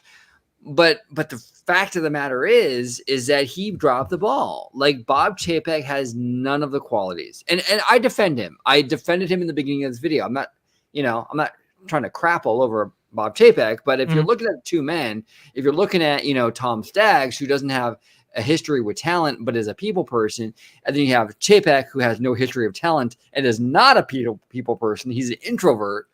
Well, I'm going to pick the people person now, because he's more likely to get those relationships going than the introvert. It made no sense to me. And look, we're obviously, myself, Vash, and everyone in the chat, we're not privy to the C-suite conversations. It could be a lot more nuanced, a lot more gray area. I'm sure there is.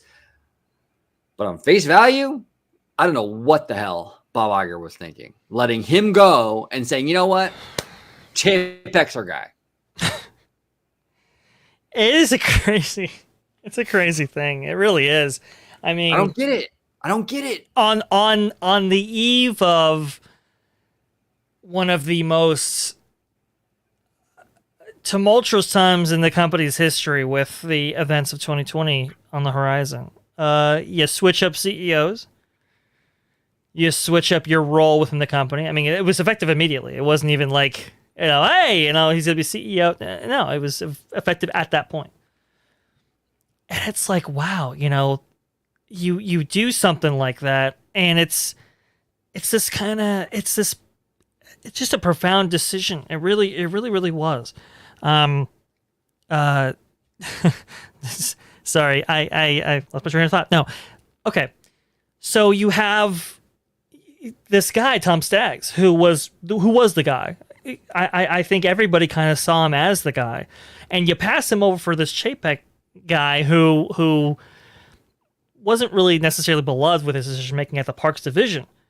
So you do that, and I mean, right before the events of 2020, right? And the only way that makes sense, and then you have Bob Iger later on selling half his stock. That's a whole nother story, right? It only makes sense if Chapek was the hatchet man, was the guy to get you through the events of the pandemic, and be this kind of person who could be blamed maybe for some of those decisions that were made at that time, and have him step aside. And honestly, with how all this is going, it might be playing out that way. Right. And our buddy Matthew Murray poses an interesting question. Should Susan Arnold stay? Is this a failure on her part? Where are you at with that, Dre, in terms of Susan Arnold?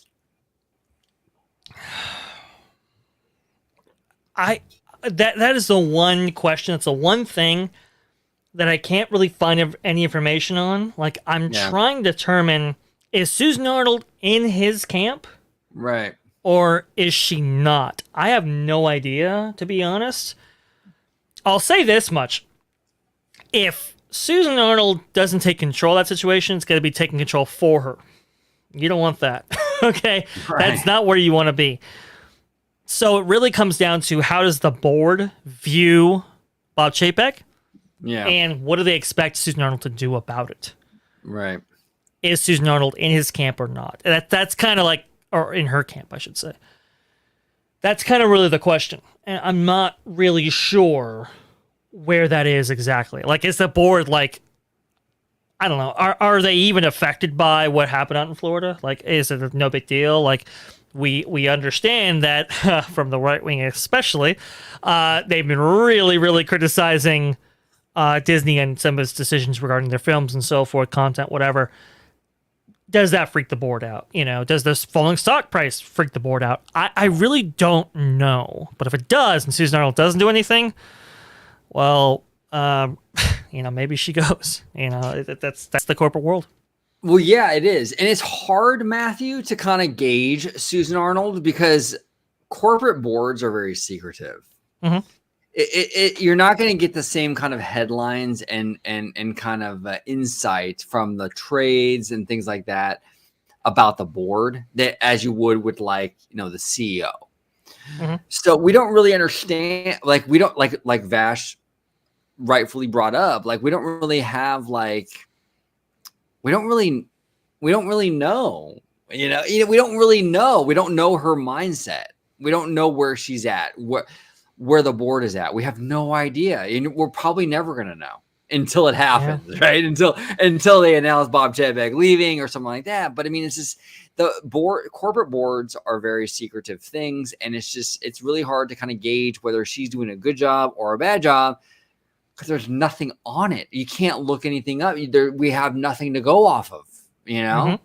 We don't know what she's saying to Bob Chapek. We don't know how this is all playing out, because nobody reports on that. Nobody, not even Matthew Baloney, which Matthew Baloney's on everything. I love Matthew Baloney, but he doesn't really even talk about that too much. Like, he focuses on Chapek and Iger and things like that.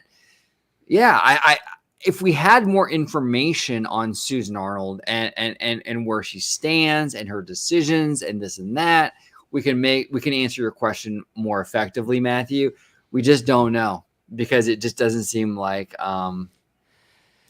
it's just too high on the corporate hierarchy. We just don't have an insight on it. Right. Exactly. That's the bottom line. Mm-hmm. Yeah, exactly. A lot of people, it's interesting. A lot of people are talking about Disneyland Paris in the chat. and I did we miss something? I got the Hotel Cheyenne in here. Let's see if we miss a Disneyland Paris thing, because that is I do see a lot of Paris stuff. I think Andrew Kellogg has said previously, like, if you want a proper castle experience, castle park experience, you got to visit Disneyland Paris, which I agree. I think I've said this. Maybe I haven't said it. As in terms of like, okay, so parks, you can look at them in several different ways, right? You can look at them as like how many attractions that they have, the aesthetics and design choices of each one, and all kinds of stuff, right? But as far as like a castle park itself, just aesthetically, design wise, all that, and not using any other factors, I think Disneyland Paris is probably the most beautiful of all the parks, for sure. And I think this is what Tony Baxter would say as well, and Eddie Sato and all those guys. It was the park that was designed and made from the ground up by theme park fans, by Disney park fans. You know, these guys who have been going to the park since they were kids, you know, Bruce Gordon, Eddie Sato, Tony Baxter, all those guys. And it's like now they have the keys to the kingdom, so to speak, to make their own park based on what they experience themselves.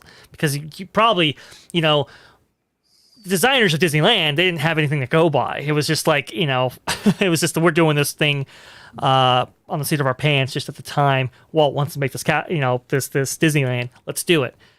But somebody who is an aspiring designer might go, that's an interesting choice. Maybe I would do it differently. And they applied that mentality to Disneyland Paris. So as far as any of the castle parks are concerned, in terms of design choices, aesthetics, all that, I would definitely say Disneyland Paris is like number one. Now, as far as best park in the world, I'm gonna have to go Disneyland in California for a variety of other reasons. But you know, you gotta hand the aesthetics off to Disneyland Paris for sure. No, yeah, you're right. I mean, Disneyland in California will always be the best park just because it's the original. And I know that sounds like really superficial in a lot of ways, but like it's really not. There's an energy at the Disneyland park in California that's just unmatched. And there is something about it. And maybe that's the Walt connection. I don't know what it is, but you feel something at that park. It's different, you know? It is. It's different. It's different. But I will say this, though. The castle in Disneyland Paris, Tony Baxter, my God, you're a fucking genius. You managed to take the charm, like the charm factor of the Disneyland castle, right? Mm-hmm. And you've taken the grandiose factor of the Magic Kingdom castle and the castle in Tokyo, and you kind of like push them together, and you create this castle that's both charming and grandiose. The Paris castle is like seriously one of my favorite castles. I love Disneyland Castle for the history, but honestly, the Paris castle is probably textbook better though. It's just flawless. And you have like the Sleeping Beauty, like the very Mary Blair trees in the front. It's just perfect. It's perfect. It's got that Ivan Earl styling, you know, just the silhouette is just like unbelievable. It's crazy how well that thing is designed. Yeah, interesting too. I mean, there was a time when Disneyland Paris was being, you know, drawn up, and it was like, do we go with a castle because we're in the land of castles in Europe, right? You know, it's kind of a risky decision to do, but it's like it kind of came to a point where it's like, no, we got to do a castle. But being that it is in Europe, we have to do ultra fantasy, right? Right. You know, it's got to stand out among the place of castles. Right. Or the land of castles, I should say. And they did a phenomenal job. Like you said, OG, I mean, look, Disneyland's castle will always have a special place in my heart. No question, you know, and it's amazing. But Disneyland Paris's castle, even if you took the dragon and the walkthrough out of it, which is also like, oh my God. Objectively speaking, design-wise, it's going to have to be Disneyland Paris's castle. Just saying. And here's the thing. And I'm going to go in a direction right now that's going to be like totally crazy, but it's connected to Paris. Sure. You brought up a great point, Vash, when you said building a castle in the land of castles, right? You're building a castle and even an extension of that with Fantasyland, with very European subject matter. All these fairy tales that Disney pulls from are European. Most of them are European fairy tales, right? Yeah. So you're building very European things, European castles, European lore, all that in Europe. Now, I heard from fans that when you build a park about California in California, well, that doesn't make any fucking sense, right? So, but look, they managed to build a whole land and castle and everything about Europe in Europe. I mean, that's really what it comes down to. It's a European land in freaking Europe, and it worked out just fine. It's all about execution. The California thing is the same thing. If you execute it right and you do it quality and go in a direction that sets it apart from the reality, just like what you said, Dre, when it came to Disneyland Paris, they had to go ultra fantasy because they had to compete with the real castles.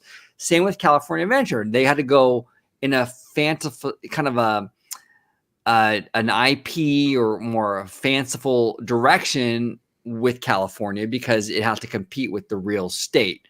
Same kind of thing. These two examples, it can work, you know. And I hear a lot of people talking to crap about DCA about it's California and California. Well, we have Europe and Europe over there in Paris. It works out just fine. It's all about execution. So I just want to bring that up because it has to be said. It has to be said. True. I guess. I mean, look, if they were to do something that was better than the Golden Gate Bridge, than the actual Golden Gate Bridge itself, maybe, you know, DC 1.0 would have worked out. Obviously, that's impossible, but you know, look, listen, it's quite interesting that you say that because Disneyland Paris, you know, wasn't really accepted by the Parisian populace when it first opened. You know, it really was not. But as subsequent generations have experienced that park, it's interesting. People have kind of warmed up to it a lot. It's kind of a similar way that what happened with the Eiffel Tower. When the Eiffel Tower came, Parisians hated it. Oh, this thing just destroyed the Parisian skyline. Well, how could you do this? You know, towers over Notre Dame. You know, all that kind of stuff, right? You know, Parisians, they like their culture a lot.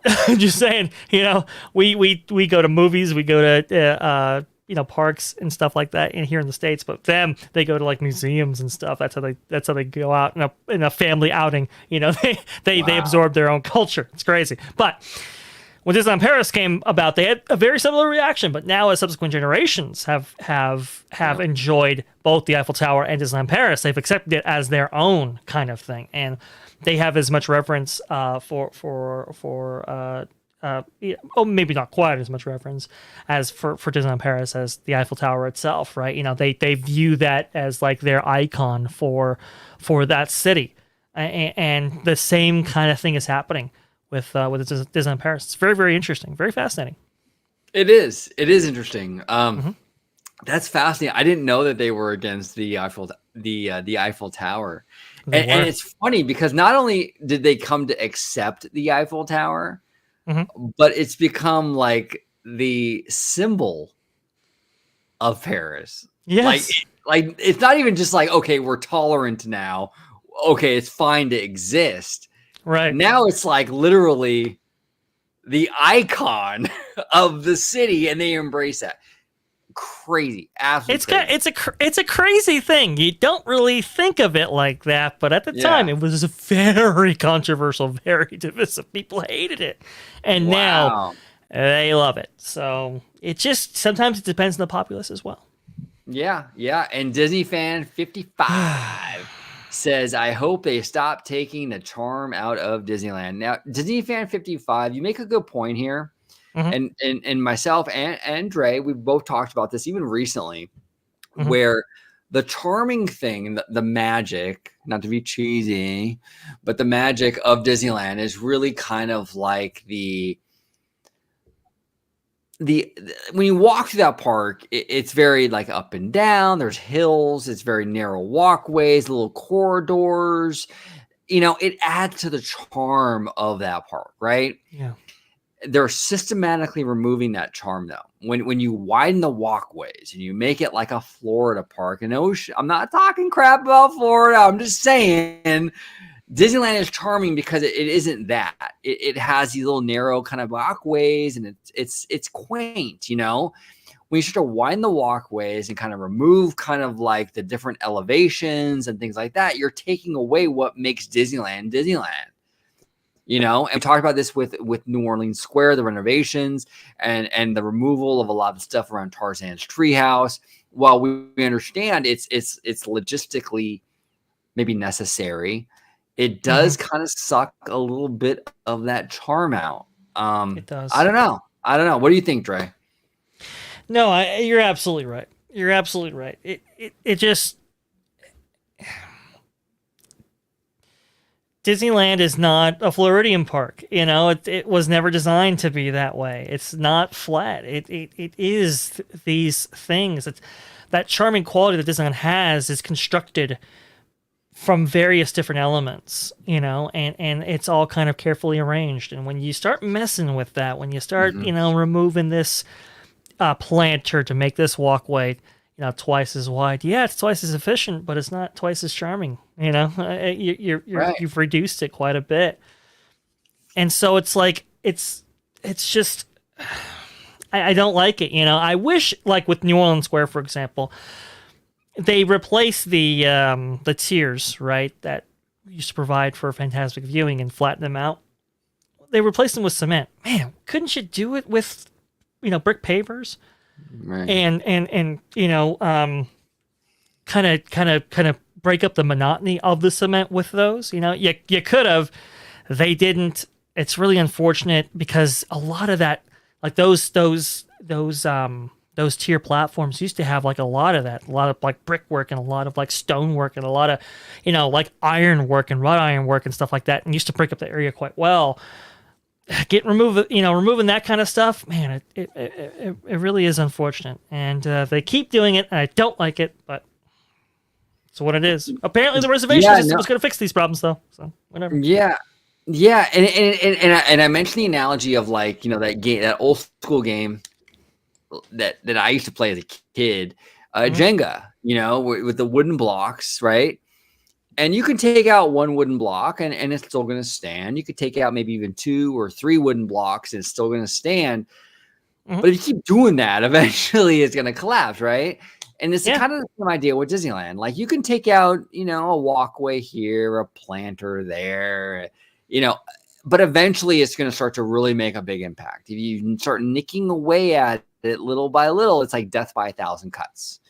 And that's the issue. That's the problem. That's the thing I'm kind of seeing here is in the name of crowd flow, we're going to destroy what makes Disneyland Disneyland. And that's really upsetting to me. Look, California Adventure, as much as I love California Adventure, it doesn't resonate like Disneyland. And for a reason, it doesn't have those elements. Those little elements make a big difference in the overall. And when you start to turn it into DCA or start to turn it into the Florida parks, you know, it starts to impact it quite a bit, you know. It does. Slimer says here, been to both coasts. Disneyland is the better Magic Kingdom. For being a smaller park, there is way more going on. Oh, 100%, dude. Like, Disneyland is the king of all parks. It really is. There's very few parks that compete with Disneyland. Magic Kingdom isn't even close. And I got to say, I you know, when Drunk 3PO was in here earlier, and he was talking about coming to Florida and about Animal Kingdom and stuff like that. Like, as a Californian, I have really very little desire to go to the Magic Kingdom. Very little desire. Very little desire even to go to Hollywood Studios. I got DCA. I don't need Hollywood Studios, right? We have a better Carthay Circle anyway, right? Come on. Yeah, we do. Hey, they got the shop. We got the restaurant. Yeah, you know. I don't care about it. I don't care about those two parks. Really, very little interest in either one of those. It's the parks like Animal Kingdom and the parks like Epcot that really appeal to me as a Californian. Those are different. Those are unique. That's something that I can't really get here in California, you know? And that's the interesting, the draw for me personally for Florida are those. I have no desire to go to Magic Kingdom because I feel like it's very much Disneyland light. It's Disneyland, like a copy of a copy. It doesn't feel the same. I don't know. What do you think about this whole thing? I know the coastal wars are kind of controversial. People are it's like politics, right? It's like pick a side, But I mean, Slimers makes a point that Disneyland's better, and that for being smaller, there's more going on. What are your overall thoughts on that? No, I agree. I mean, look, like we've said on this show multiple times, right? Disneyland's stacked.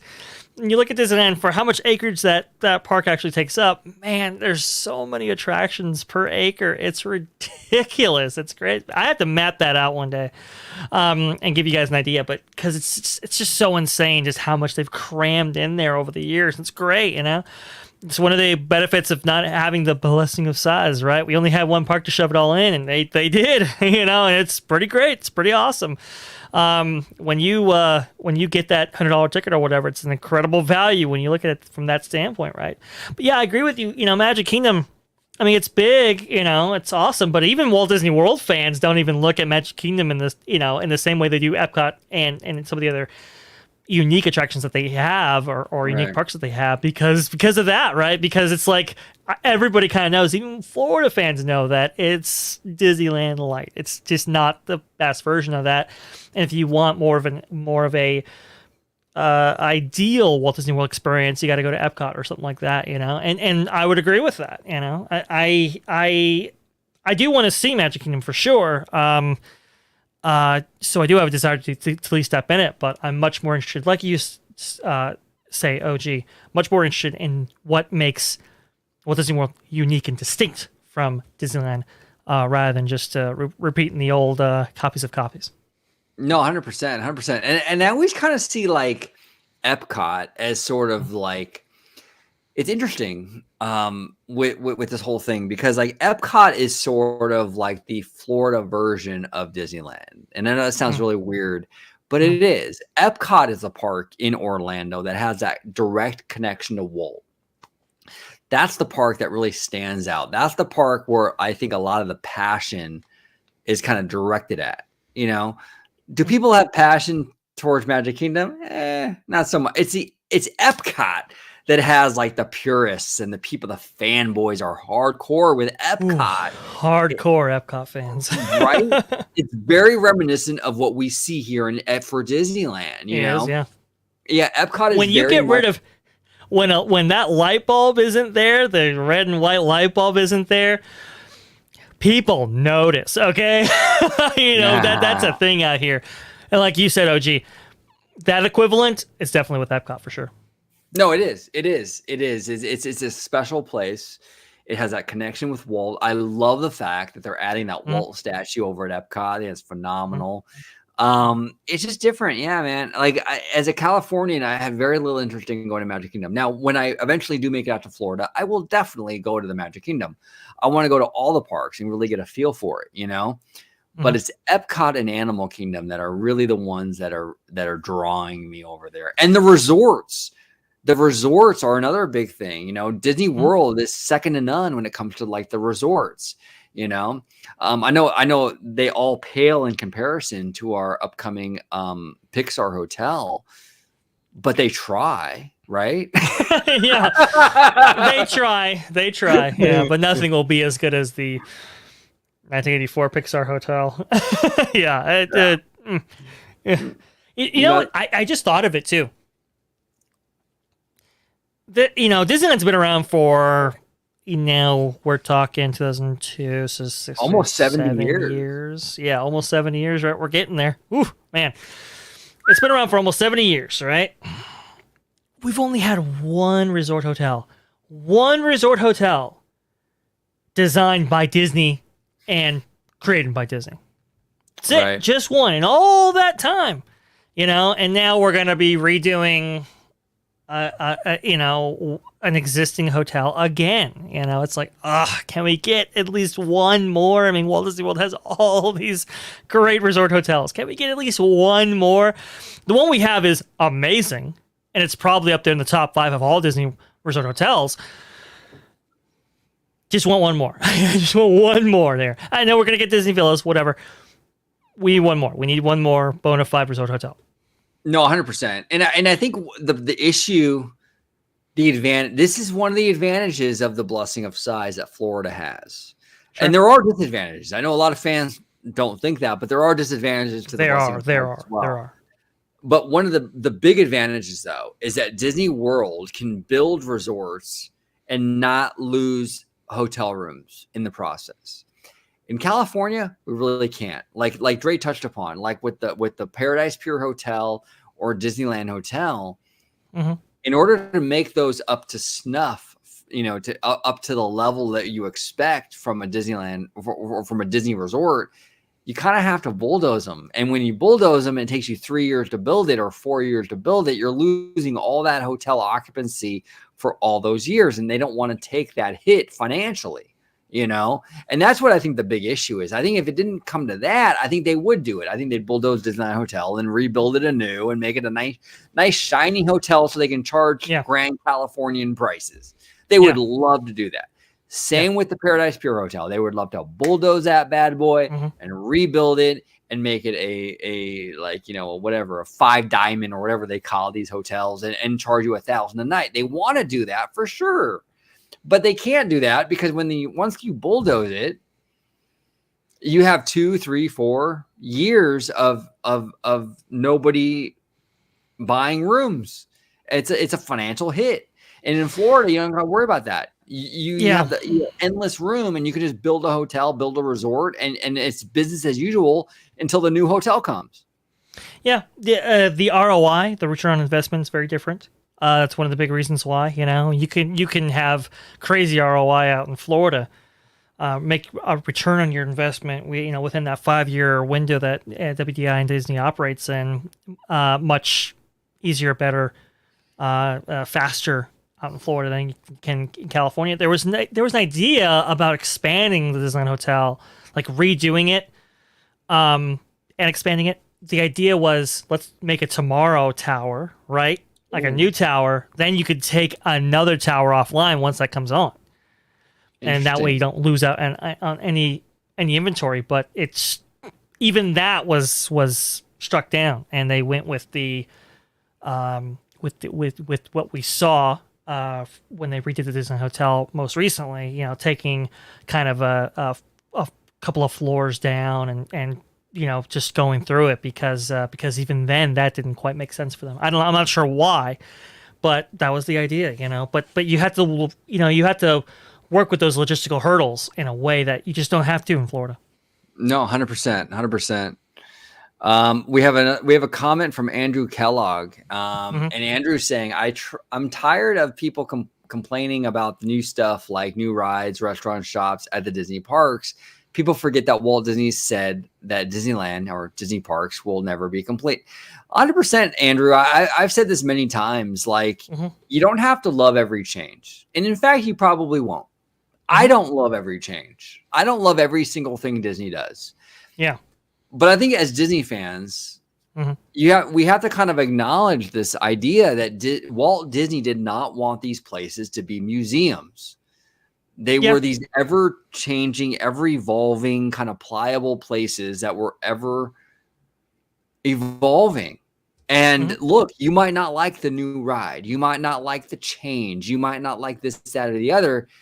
But I think being stagnant would go way further against Walt Disney's legacy than making the change, trying something new, and failing. I'd rather Disney make the attempt and try and fail than not try at all. I don't want these places to be wrapped in bubble wrap and become art museums. That's not what Walt wanted for that. And I think Walt even would agree. I mean, I'm not speaking for the man, obviously, but I think from what I've seen, his comments and his mindset from interviews and what have you, I think he would much rather have Disney as a company right now try and fail than not try at all. But what do you think, Dre? It's a very my answer is a little bit nuanced in that, yes, I agree that I like when the company attempts things and changes things. And to Andrew Kellogg's point, it's like, well, even if you don't like it, all these things are kind of temporary and they can change it as time goes on. So it's It's the current iteration that we're living with. Right. And that's subject to change as well.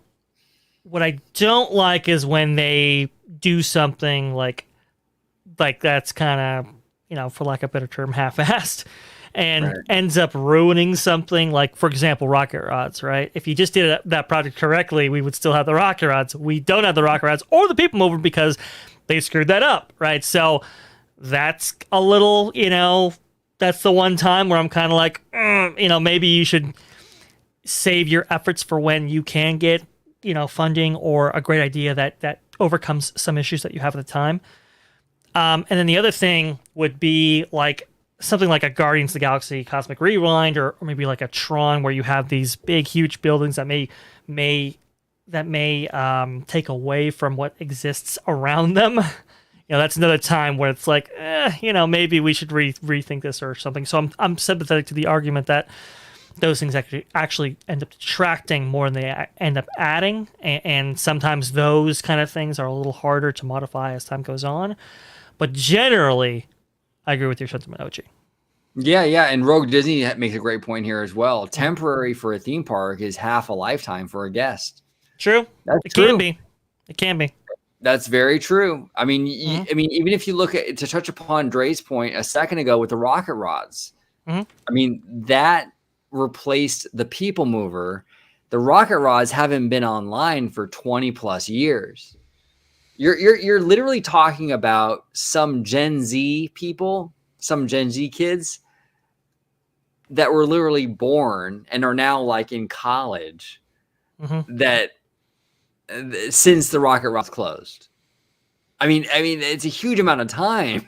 Yeah. You're talking 20, 25 years. That's a long time. So Rogue is absolutely right. I mean, some of these temporary things, it's not so temporary. Person. Yeah. Well, look, that's true. But that goes, yes, a lot of times it just ends up being our lifetime that we have to live through stuff. But look at DCA. In the time that Rocket Rods has been down or People Mover has been away, look at how much that park has changed in that amount of time, right? So sometimes change happens faster than you think. It just depends on how bad that implementation may have been at the time. Right, 100%. And Rogue Disney brings up an interesting question here, question. Says, do you think more of Disney issues came from Lucasfilm's push for sequel characters at Galaxy's Edge? Wow, Rogue, that's a loaded question, my man. That's not going to get anything controversial in the comments for sure. Oh, man. I love it. What do you think, Dre? Okay, so do you think more of Disney's issues came from Lucasfilm's push? Yeah, so that definitely, I think what happened with Star Wars and how it divided the community definitely set the stage for people not so enamored with Disney's ownership of all these properties, right? Or their influence in the culture in general, right? So that kind of started that whole trend. But oh man, there was an idea, right, for Star Wars Galaxy's Edge. The Imagineers originally came up with the idea for Galaxy's Edge to be something that encompassed the stories that had been well known throughout Star Wars community and lore for going on, I think, almost 40 years at that point, right? Right. And it featured the Ewok Village, Hoth, some of these more iconic settings. And the idea was, well, we can do that and theme Galaxy's Edge to the past, or we're going to be so incredibly successful with Star Wars IP going forward. Should we more integrate Star Wars Galaxy's Edge or more theme it towards what we're going to do in the future? Because Lord knows that people are going to love what we do in the future, right? Remember, these talks were happening back in 2016, 17. No, actually even sooner than that. Maybe I think it was 2012, 2013 or something, like right when they bought Star Wars, they were having these Right. discussions. And so at the time, it was like, well, that maybe makes sense, right? Maybe we should theme Galaxy's Edge more towards the future of Star Wars rather than its past, and do it in a way that can integrate stories as they come out, more so than we might be able to do had we themed it towards Star Wars as we knew it before.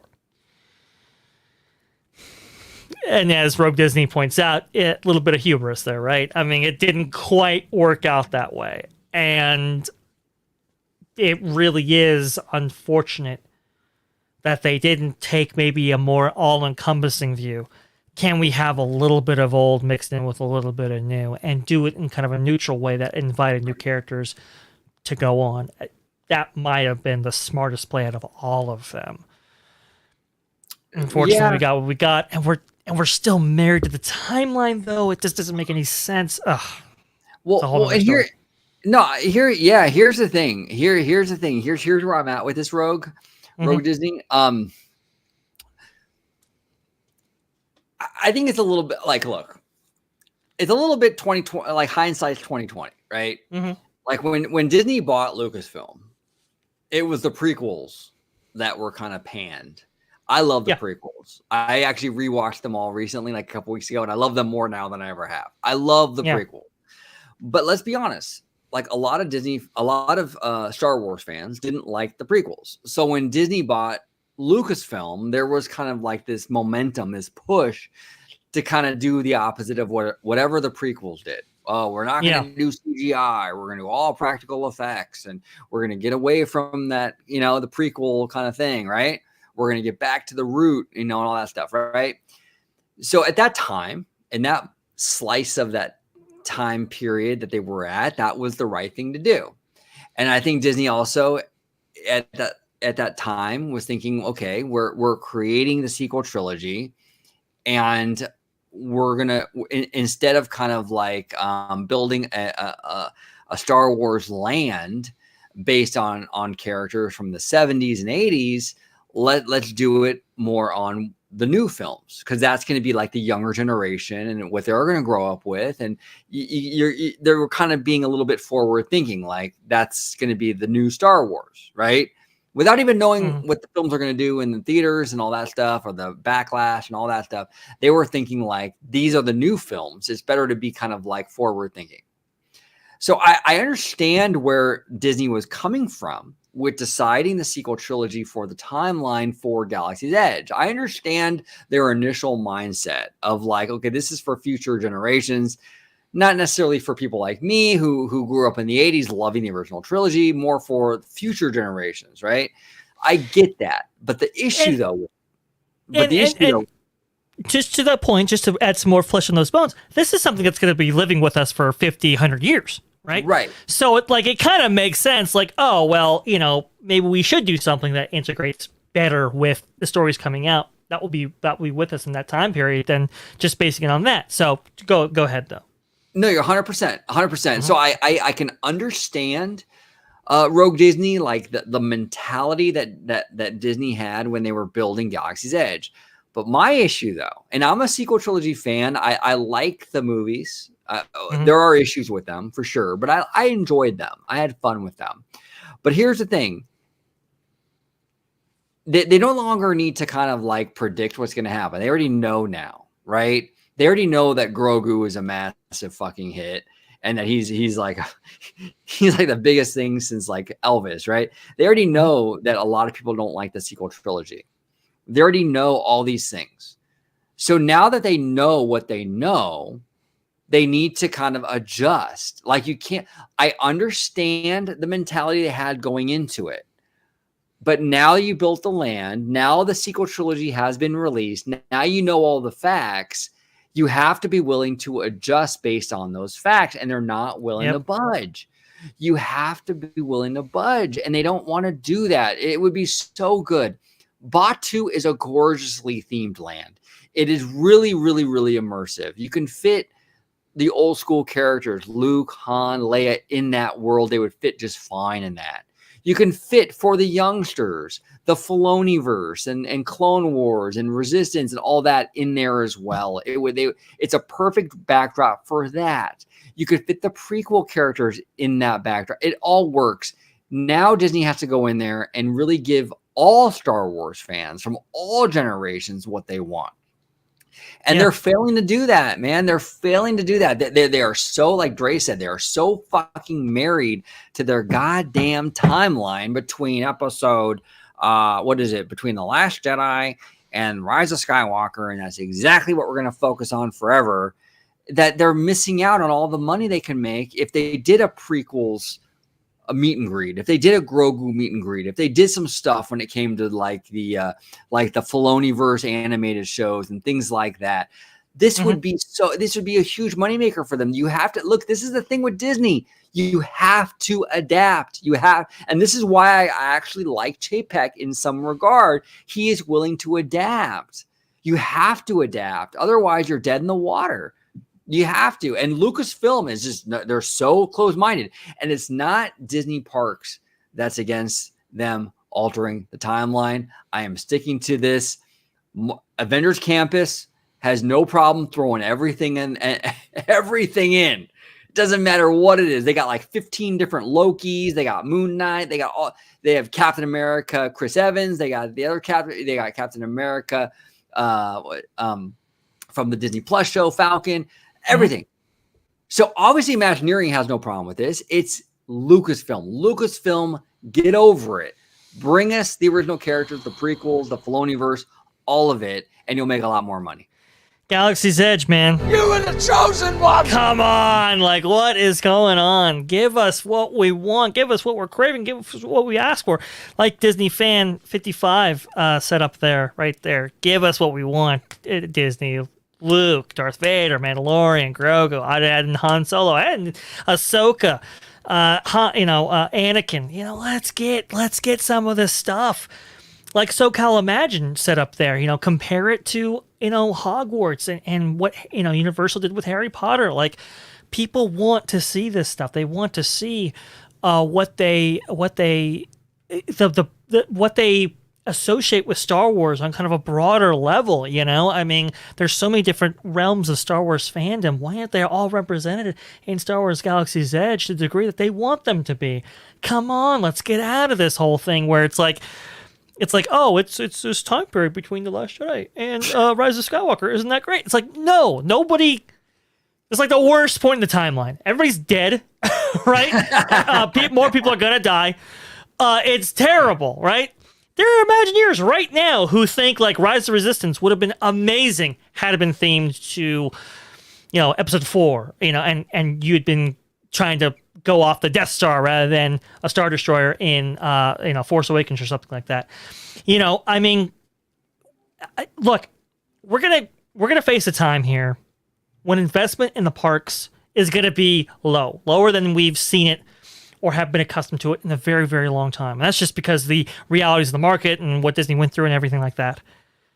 What better way to infuse a way of attracting people to Disney without huge capital expenditures as we've experienced than do an overhaul of Star Wars Galaxy's Edge? It makes perfect sense. Wouldn't take all that much money to do it, but you could really make Galaxy's Edge into the land it was always supposed to be. Could you imagine a Mandalorian walking around with a little Grogu on his back? Could you imagine Ahsoka just kind of, going around stalking the place? Or, Han Solo and Luke Skywalker running away from some stormtroopers that are after him? I mean, you could do it. It provides that canvas to do it. And if you're not going to have like the living world that you promised, at least let us see our characters.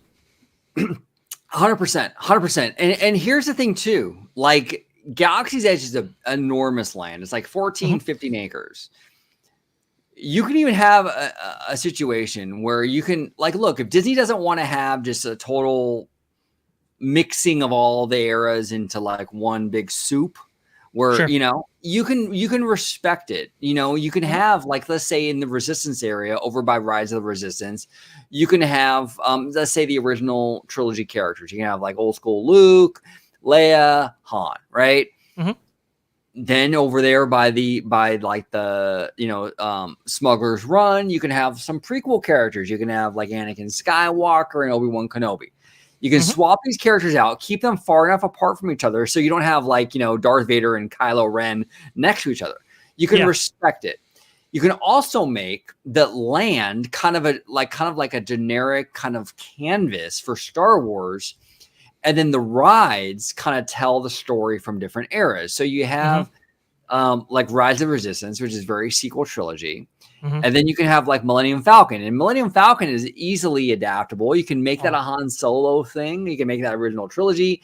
You can make that Filoni-verse, which it kind of is already right now. You can even make that. You can turn that into a bunch of different things, right? It can be many different eras. You can create a new attraction in Galaxy's Edge that's very prequel based, like a pod racing thing or something like that. That'd be cool. You can create a more very heavily focused original trilogy attraction. Like everything doesn't like you can do all these things and still respect the integrity of the land, because really it's not until you get into the attraction that you start to experience this stuff. So you don't really see it from the outside. Yeah. Let the attraction tell the story. Yes. And set the era. The whole land, though, doesn't necessarily need to be set in that era for that to work, in my opinion. And nobody, honestly, let's be honest here, 98% of guests don't operate on that cerebral level where it's like the whole land tells a story. Right. It's not that way at all. And honestly, we've seen them get away from that. Avengers Campus being the most recent example, but look at Cars Land. There are places where Doc existed, right? And there are places where Doc exists. Right? They play around the timeline there if you notice. And people don't care. People accept that, because when you say Star Wars Land, they expect Star Wars things. And when they don't see that represented, that's much more of a jarring juxtaposition than, oh, Kylo Ren's right next to Darth Vader. Telling you folks, people don't operate on that level. So just give them what they want. I think they will. Just do it. Well, and a perfect analogy to this, and something that Disney has already done, is Fantasyland. Look at Fantasyland. They have this kind of uniform, kind of European little village aesthetic to the land. But the stories, the attractions contained in that land come from different era, different time periods, different centuries even. You have Alice in Wonderland, Peter Pan, Dumbo, all these different things come from different eras, different, not even necessarily Europe and things like that. I mean, all that. So you have the land is sort of like this generic kind of thing. And then once you go into the attractions, it takes you to a different time and place and different story and what have you. And I don't see why Star Wars Land or Batuu or Galaxy's Edge or whatever you want to call it, it can't do that same thing. It just seems that Disney's done it before, And the majority of guests operate on that level. They operate on a level where the land just provides a canvas for ideas to come out, for the franchise and all realms of it to be explored, right? They operate on the more of the Harry Potter notion than they do, like, we got to have this whole consistent story that you're a part of. Especially if you're not going to have the elements that really make that story come to life, like Galaxy's Edge was intended to have, right? If you don't have those things, just get rid of it, man. Just pivot. Just pivot, and I can assure you that the public will, they'll not only be receptive, but they'll reward you for it as well. I could tell you, even merchandise sales, even sales for food would go up dramatically if people were happier with the experience that they were receiving rather than the kind of cut experience that we have now. So, bring balance to the force, not leave it in darkness. Come on, Galaxy's Edge. Come on. Got to bring balance to the force. Let's go here. Come on. And with that, to my 2 hour and 23 minute crew, my God, we went for a long time. Today was a really fun conversation. We had a really good time. I want to thank everybody that joined us today. I want to thank Justin Doyle, Rogue Disney, Slimer, Drunk, 3PO, Disney Fan 55. Disney Fan 55, Shayla Scott, just everybody that joined it. We had a really, Matthew Murr, Red Nova, everybody. thank you for joining us today. It was really, really good time. We talked a lot about corporate executives. We talked about Galaxy's Edge and Star Wars, all this really good stuff. So it was a really good time. I want to thank everybody for joining us today. We're going to be doing more, just so everyone is aware, we're going to be doing more of these kind of live shows. They just add a whole lot of Disney Fan 55. Yeah. I think Shayla Scott, said it too, like Kathleen Kennedy timeline. It's just one more reason to maybe move on from the Kathleen Kennedy era, but that's a whole nother discussion, which maybe we'll have on the next time we do this. Yeah, 100%.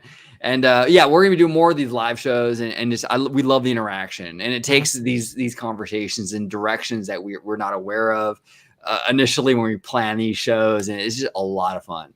So, but we're going to close this out. We've been going for 2+ hours now, so we got to close this out. But Dre, Mr. Vast Guy, host of Freshly Squeezed, if you can let everybody at home know where they can find you on social media, sir.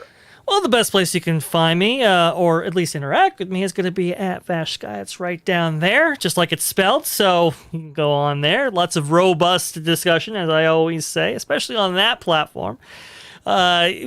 Robust discussion alert. That's it. Exactly, right? Lots of robust discussion, right? And, well, if you want to see me, well, it's going to be the channel you're watching right now, live, on OG55 at Freshly Squeezed, your source for juicy news and info squeezed fresh right from the grove. And being that it's so Star Wars oriented, we'll go ahead and play this one. And we'll save another Bill O'Reilly at the end there for you. How about that? Yes, we'll do another Bill O'Reilly. We got it. We got to close it out with Bill. But yeah, I want to thank everybody for watching today. It was a really, really, really good time today. We had a fun discussion about everything. More to come. More live shows coming on. I've been in communication with Mr. Family Man 23. We're gonna try to get him on and talk a little bit about this Tokyo Space Mountain redo. I think it'd be fun if the three of us kind of dove into that. Yeah. So hopefully we can get him on and dive into that. Maybe we'll do that one live as well. I think we should. Be a fun conversation. But thank you all for watching. Really do appreciate the engagement and the love. We love you guys. Thank you so much for all your just variety of opinions and what you bring to the show. Like, subscribe, hit that notification bell, and as always, have a wonderful, wonderful day. We'll do it live. It. Do it live. I'll write it and we'll do it live. Thing sucks. Well, Yes, folks, we only have high-class stuff on this show. That's right. We'll see you guys later. Yes. See you guys later. It's been fun. We'll do another live show soon. Take care.